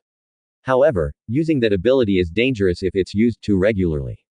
Sununade said, well, I can't use that ability since I have the nine tails chakra flowing inside of me. Naruto said, and Sununade nodded. That's right. Also, some Uzumaki have the ability to use what they called the adamantine chains. The chains were mostly common amongst the women of the clan for some reason. The Uzumaki clan also had a unique sensor ability as well as the ability to suppress their chakra signature so they're undetectable. Sununade said, is that how I'm able to sneak around so much? Nar asked, most likely, you have so much chakra that you stand out amongst everyone, but from what you've told me so far, if you're able to sneak around undetected, then you must have that ability as well. Another thing is that Uzumaki members are well known for Fuin Jutsu, which you clearly are good at from what I've seen you do. The distinct trait among the Uzumaki clan was their red hair. You however get your hair from your father. Sununade said, why don't you have black or red hair? Hashiyama had black hair and since Naruto was an Uzumaki, she had to have red hair. Nar said, that is something I still haven't figured out myself. I was raised by my grandmother and grandfather. My parents died when I was very young, so I never met them. I do know my father was half Uzumaki and half Senju. I don't know about my mother. She must have had some strong dominant genes if I have blonde hair. Sununade said, maybe my father had strong genes as well since I'm blonde. Nar said, he did. I'll tell you this. Your father was one of the most powerful ninja to ever live. Some people would compare his strength to that of my grandfather, and my grandfather was known as the god of shinobi. Your father never reached his prime before he died, so he was on his way to becoming the strongest ninja ever. Sununade said, wow, do you think you'll be able to surpass him? Nar asked, who? Asked, my dad and the first Hokage. Nar said, and Sununade smiled. Of course, said, what happened to the Uzumaki clan? Why aren't there more of us around? Naruto asked. They were simply destroyed. Kumo, Iwa, and Kiri joined forces to wipe them out. The Uzumaki clan's skill with Fuin Jutsu earned them both respect and fear throughout the ninja world. Our clan may have been wiped out, but they took out half of the opposing enemy's forces as well. There was a rumor that some of the survivors were scattered around the world, but I couldn't find them when I left the village. Unless the survivors did exist and had children, we're the last two Uzumaki clan members alive. Nar said, wow, I'm guessing Kumo and Iwa will always have problems with Konoha. Then Nar said, yeah, Iwa hates us due to the fourth Hogue efforts during the Third Ninja War, and Kumo was involved in two incidents that involved us. One of them involved your mother and the other involved the Hyuga incident. Said, what happened with my mother? Nar asked. I'll tell you that story at a different time. I'll hold you to it. This is kind of personal and I won't get mad if you don't answer. But did you ever have any kids? Nar asked and Sununade had a sad smile on her face. No, but I wish I did. Why not? Nar asked. My boyfriend Dan died during the Second Shinobi War and I never had another relationship. I've had the occasional hookup before I left with one person, but I could never date him. Sununade said, so you and Pervy Sage, huh? Nar asked and Sunade froze. What? Asked. He talks in his sleep. He kept mumbling about some blonde lady who broke his heart and it made him leave for over 20 years. I just put two and two together. Nar said, keep that to yourself. Said, okay, why not have kids with Pervy Sage? I mean, it's obvious he loves you and you must have had some type of feelings for him if you would hook up with him more than once. You said it yourself that you wish you had kids, so why not with him? Nar asked, and they came up to a room where the elders were waiting. Not going to happen. Now, let's go. The elders are waiting for me. Why should I go in there? I thought this was a private meeting. Naruto said, you already know what's going on, and you're my escort. Shizune should already be in there, and I'm technically the Hokage, so I can bring whoever I want. And opened the door, then dropped their henge. Lady Sununade, I'm glad you can join us. However, young Naruto must leave. Elder Homiera said, he stays. He knows what is going on and was my escort for the day while I had Shizune working with patients at the hospital. Said, very well. Elder Homier said, are you sure it is wise to have him here? No offense, but he's only a genin. Elder Kaharu said, I'm sure. Sununade said, this is unacceptable. The boy must be removed. A man with a bandage over one of his eyes said, and then looked at Nar. He stays, Danzo. He'll be on his best behavior. Isn't that right? Nar asked. And then Nar activated his dojutsu. Will you please deactivate your dojutsu? Homier asked. No, somebody is trying to control me with a genjutsu and this keeps it from happening. I know who it is, but I'd rather not put the person on blast. So stop before I kill you, Nar said, and the genjutsu stopped. What kind of eyes are those? To be able to detect and block out the Kato Tsukumi is simply unheard of and impossible. Danzo thought. Very well, we shall allow it. Kaharu said as she already had felt a genjutsu being used. Before we start, how many people are supposed to be in this room? Nar asked. Only the 6 of us, Homer said, and Naruto threw 4 kunai into each corner of the room, revealing 4 dead blank masked shinobi who quickly went up in fire. It seems somebody doesn't know what a private meeting is, said and glanced at Danzo, who was visibly angered. Damn it, the gentry is stronger than I thought. I must leave before he makes it known that it's me. Danzo thought and stood up. Where are you going, Danzo?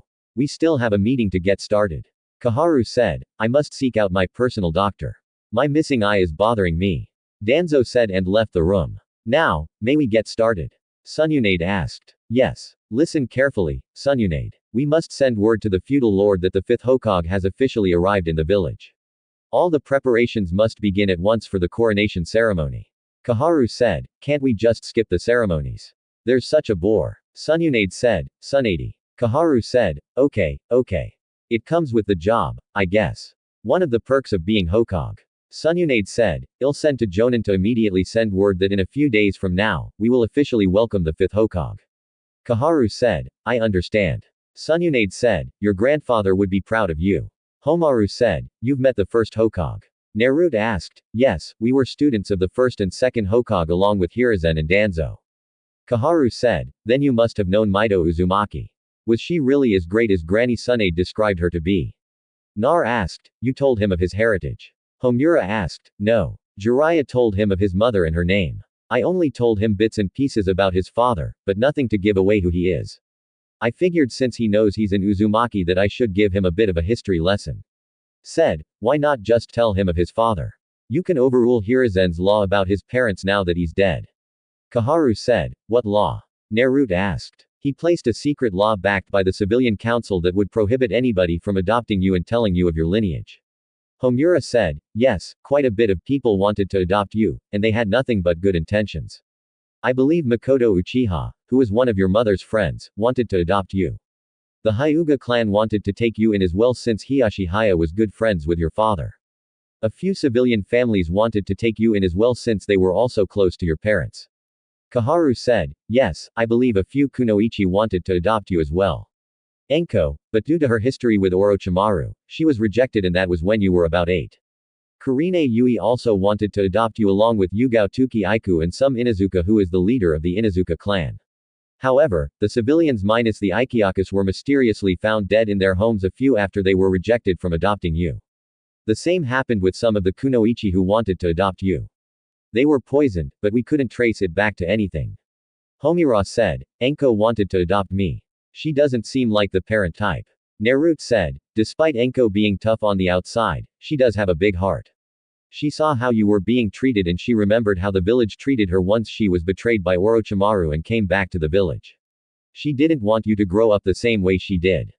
But Hizen rejected her and claimed that you were just fine. He even went as far as to place a squad of Ambu to follow her and make sure she didn't come in contact with you. Homer said, wait a minute. Why would he do that? Shizune asked. Because Hiruzen wanted him as a weapon similar to Danzo. Hiruzen knew about the beatings and you living on the streets for 2 years, but he would sometimes order those mobs to attack you and then play the grandfatherly role to manipulate you to turn you into a weapon. Apparently, you were smarter than he thought, and you didn't fall for any of his tricks. Kaharu said, I always knew there was a reason I didn't trust him anymore. Naruto said, was he being controlled by a genjutsu? Asked, no, this was held in a private meeting between us right after Naruto was made into a gentry. We of course were against it, but he was the Hogue, and his decision was final. I was well known for being able to detect genjutsu during my time as a shinobi, and Hiruzen was not under any kind of influence. Kaharu said, do not worry, though. Enko took care of the mobs after they attacked you. She along with Yugao killed them once Enko was released from Ambu supervision. It was her way of helping you while you were out on the streets. Homier said, then why does she act like she doesn't know me? Naruto asked, because Hiruzen had a memory-blocking seal placed on her and we couldn't find Jiraiya to remove it for us.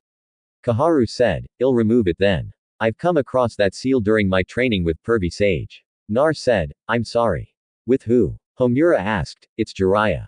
That's what he calls him." Sununade said, "It's funny. Your mother called him the same thing." Koharu said, "I guess great minds think alike." Nar said, "If you say so." Sunade said, "Now, I believe you have some patients in the hospital that require your assistance. Is there anything you need before we leave, Lady Sununade?" Koharu asked. "No." Sununade said, "I do. When can I get my Chunin vest?" Nar asked. "I'm glad you said something. The feudal lord personally promoted you. While you were away, he asked for details surrounding the Chunin exams and was very impressed with your involvement." Homura said, "Yes." Nar said, "Now, it is with great honor that we promote Naruto Uzumaki to the rank of Chunin." Koharu said and gave him a Chunin vest. "Congratulations, Nar." Shizune said, "That just means I'm one step closer to becoming Hokage." Nar said, "You're still a long way from that." Sununade said, "Then you better keep that seat warm for me." Naruto said and took off his hoodie, then put on his Chunin vest. "We will send word immediately to the feudal lord," Koharu said and left with Homura. "Well, looks like we're heading to the hospital, Naruto, you don't have to escort us," said. "All right," Naruto vanished. Dango shop Anko. "Seriously, will you stop? Your date with Iruka will be just fine."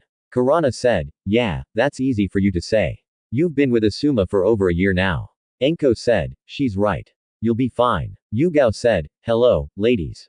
Nar said as he appeared. "Hi, Nar." Yugao said. "Nar, I see you're a tuna now." Kurenai said, "Yep, feudal lord promoted me himself. I just got back from finding the 5th Hokage with Pervy Sage."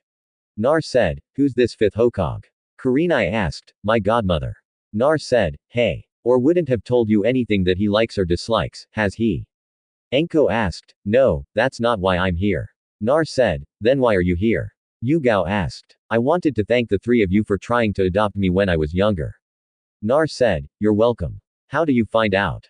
Kurenai asked. "Homaru and Koharu told me." Nar said, "Weren't they the ones who prohibited us from adopting you?" Yua asked. "No, it was the 3rd Hokage. He wanted me as a weapon and prevented you and a few clans from adopting me. He even put a seal on Anko to make her forget about her trying to adopt me." Naruto said, "Sorry, but I only met you during the Chunin exams, kid." Anko said, "Because you have a seal on you. If I'm right, it should be a small seal behind one of your ears." Nar said, "Check behind my ear. If he's lying, then I'll castrate him with a rusty canny." Anko said, glaring at Nar. And Yuga checked behind her ears. "Yeah, you do have a seal. It's behind your left ear." Yugao said, "Then get rid of it." Anko said, "I'm not good with seals." Yua said, "Me either." Kurana said, "Great. Only seal master we have is that pervert." Anko said, "I can get rid of it. I know Fu and Jutsu." Naruto said, "Yeah, right." Anko said, "I'm a level 7 sealing expert. I was already a level 5 sealing expert before Pervy Sage trained me, and now I'm at level 7. Nar said, "Why should I believe you?" Anko asked. "It's either I get rid of it or Pervy Sage does it and hell most likely have you get for it. It's your choice," Nar said. "I'd do it if I were you, Anko. I've known Nar since he was a kid, and I can tell when he's lying." Yua said, "What? I do not lie," Nar said and looked away. "Then why aren't you looking at me?" Yua asked. "Because I don't want to." Nar said, "How long will it take you to remove this seal?" Anko asked. "Not even 5 seconds," Nar said and went through 3 hand signs before tapping her behind the ear on the seal. "It stings a bit," Anko said. "It's because I had to override it with my chakra. It's gone now," Nar said. "Yeah, I remember now. I saw you one day get cornered by a mob and they were about to start beating you until I showed up and took you away before they even got their weapons out. I argued with the 3rd Hokage for hours on multiple occasions about adopting you and he came up with some excuse that it would make the family too powerful since you're a gentry.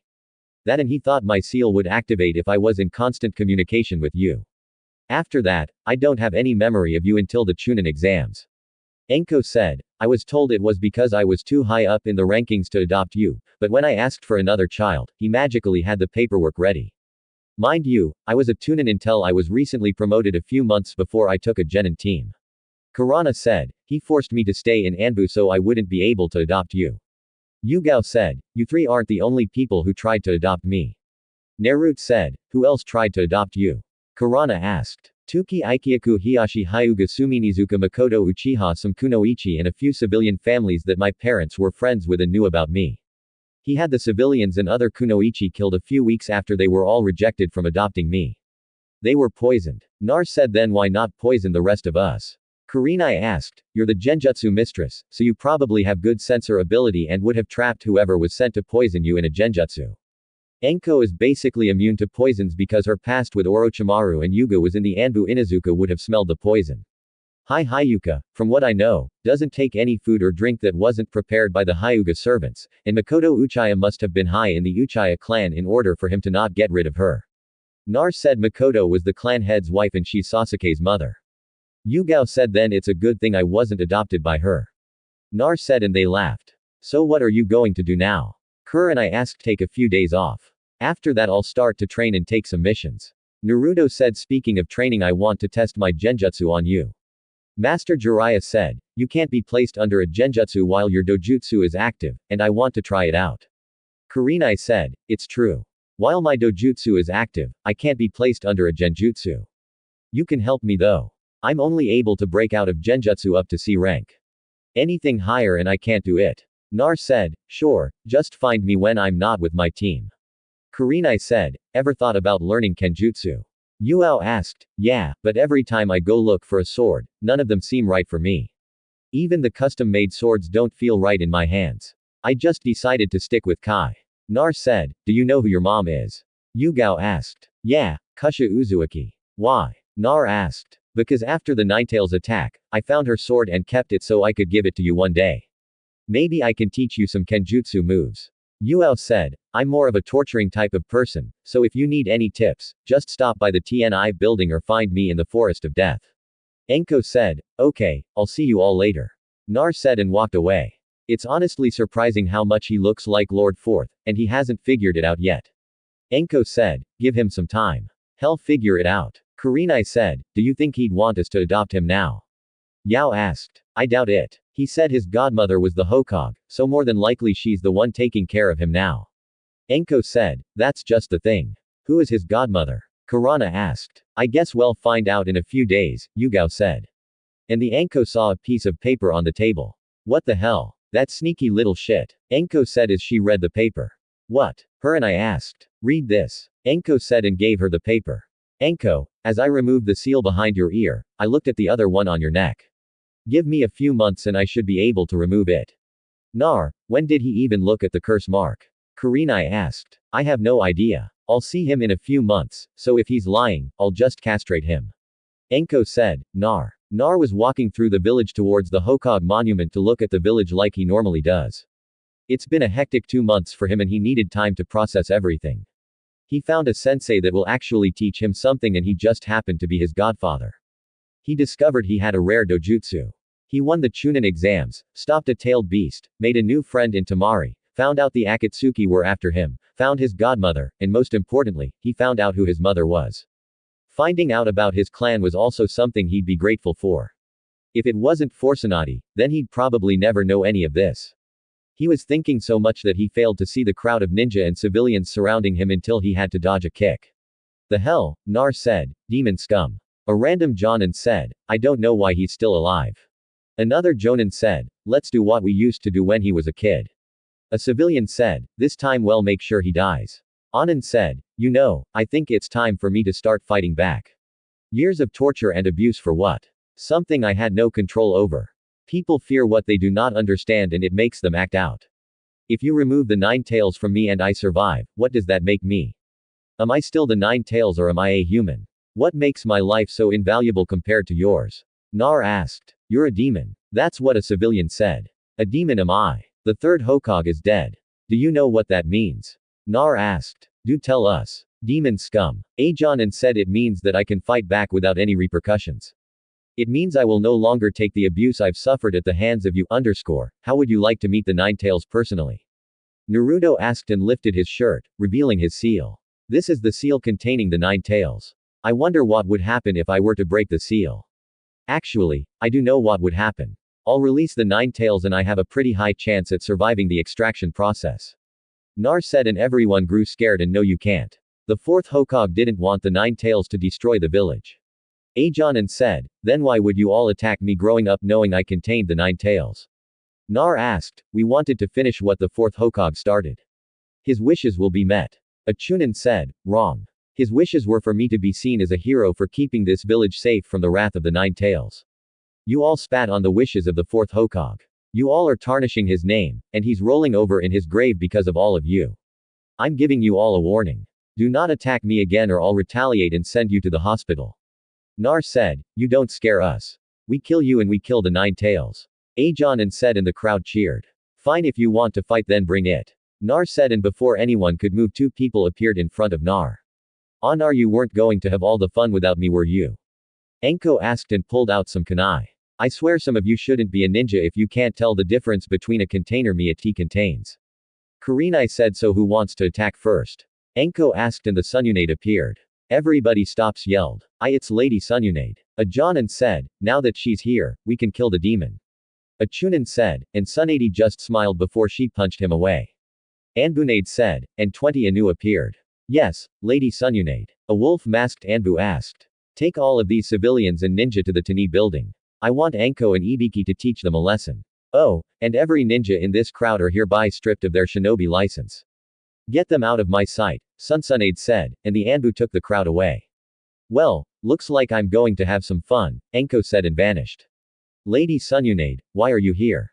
Kurenai asked. Nar didn't tell you. Sununade asked. Tell me what Kurenai asked. Never mind. If he didn't tell you, then you'll have to wait. Nar, come with me. Said, okay, bye again, Kurana. Naruto said, and they vanished. Nar and Sunade Hokage Tower. Were you really about to release the 9 tails? Asked. No, I just wanted to scare them. Nar said, Anyway, listen. Since you're a Chunin now, once I'm Hokage, I'm going to have to send you out on harder missions. Also, whenever I have to leave the village, you will be part of my escort. It will be me, you, Shizune, and 2 Anu of my choosing. Do you understand? Sununade asked. Yes, but why me? Nar asked. You want to be Hokage, right? Sunade asked. Yes. Nar said. Then think of this as early training for the position. You're still years away from becoming Hokage, but a head start won't hurt anybody. Sununade said, I can live with that. Nar said, good. Now, Jiraiya had to leave the village to get updates from his spy network, but he left you some Enjutsu and Fujutsu to work on. He also said to work on your Taijutsu and Genjutsu skills without your Hishigan activated. Said as tossed him a scroll. Do you know when he'll be back? Nar asked, maybe a few months. You can never know with him. Said, I guess you're right. Do you know if Asuma is in the village? Nar asked, yeah, he's either with his team now or just lounging around the village. Why? Asked, I need some tips on my wind manipulation. Nar said, he's the best wind user in the village, so it's good to know that you're seeking him out. Have you started working on your ice? Jenk asked, no, I still can't combine my wind and water chakra natures yet. My wind control is still lacking, and that's why I need to find Asuma. Nar said, when you're ready, come see me. I know about combining chakra natures for a Keek Jenk, so I can help you out. Said, I'm getting hungry. Want to grab some ramen with me? Nar asked, sure. Along the way, you can tell me about the genin in the village. Said, they left the Hokage Tower and headed towards Ikyaku's. While just talking, Naruto asked her questions about her life and in return he told her more about his. Needless to say, Sununade was not happy with how the village treated her godson throughout his life and almost went on a rampage. She was disappointed when Naruto told her about the current genin. The most disappointing was Sakura and Ino since they were basically fangirls. Civilians and ninja in the street were shocked that Sununade was back in the village. But that all changed when they saw her walking with Nar. Some glared at him and one was even bold enough to throw a brick at Naruto, which was easily avoided. Sahu did it and punched him so hard that he flew through at least 5 buildings before he finally hit the ground. They all got the hint she was not going to be anything like the 3rd Hokage who let them do what they wanted to him and that she was going to put her foot down. First things first, Sununade wanted to do a thorough evaluation of the hospital and the ninja academy first. From what Naruto told her and Shizune reported back to her, both were horrible and needed a serious overhaul. Another thing is she was going to look over the civilian council files. If they were doing anything to hurt the village her grandfather built, then they are in for a rude awakening. All in all, Konoha was about to change for the better, and it would be a Senju would restore the village to its former glory. So guys, what do you think about this Naruto story? Tell me your opinion in the comments. And if you want more Naruto What If stories, make sure to subscribe to Universe of Naruto. Thanks for watching.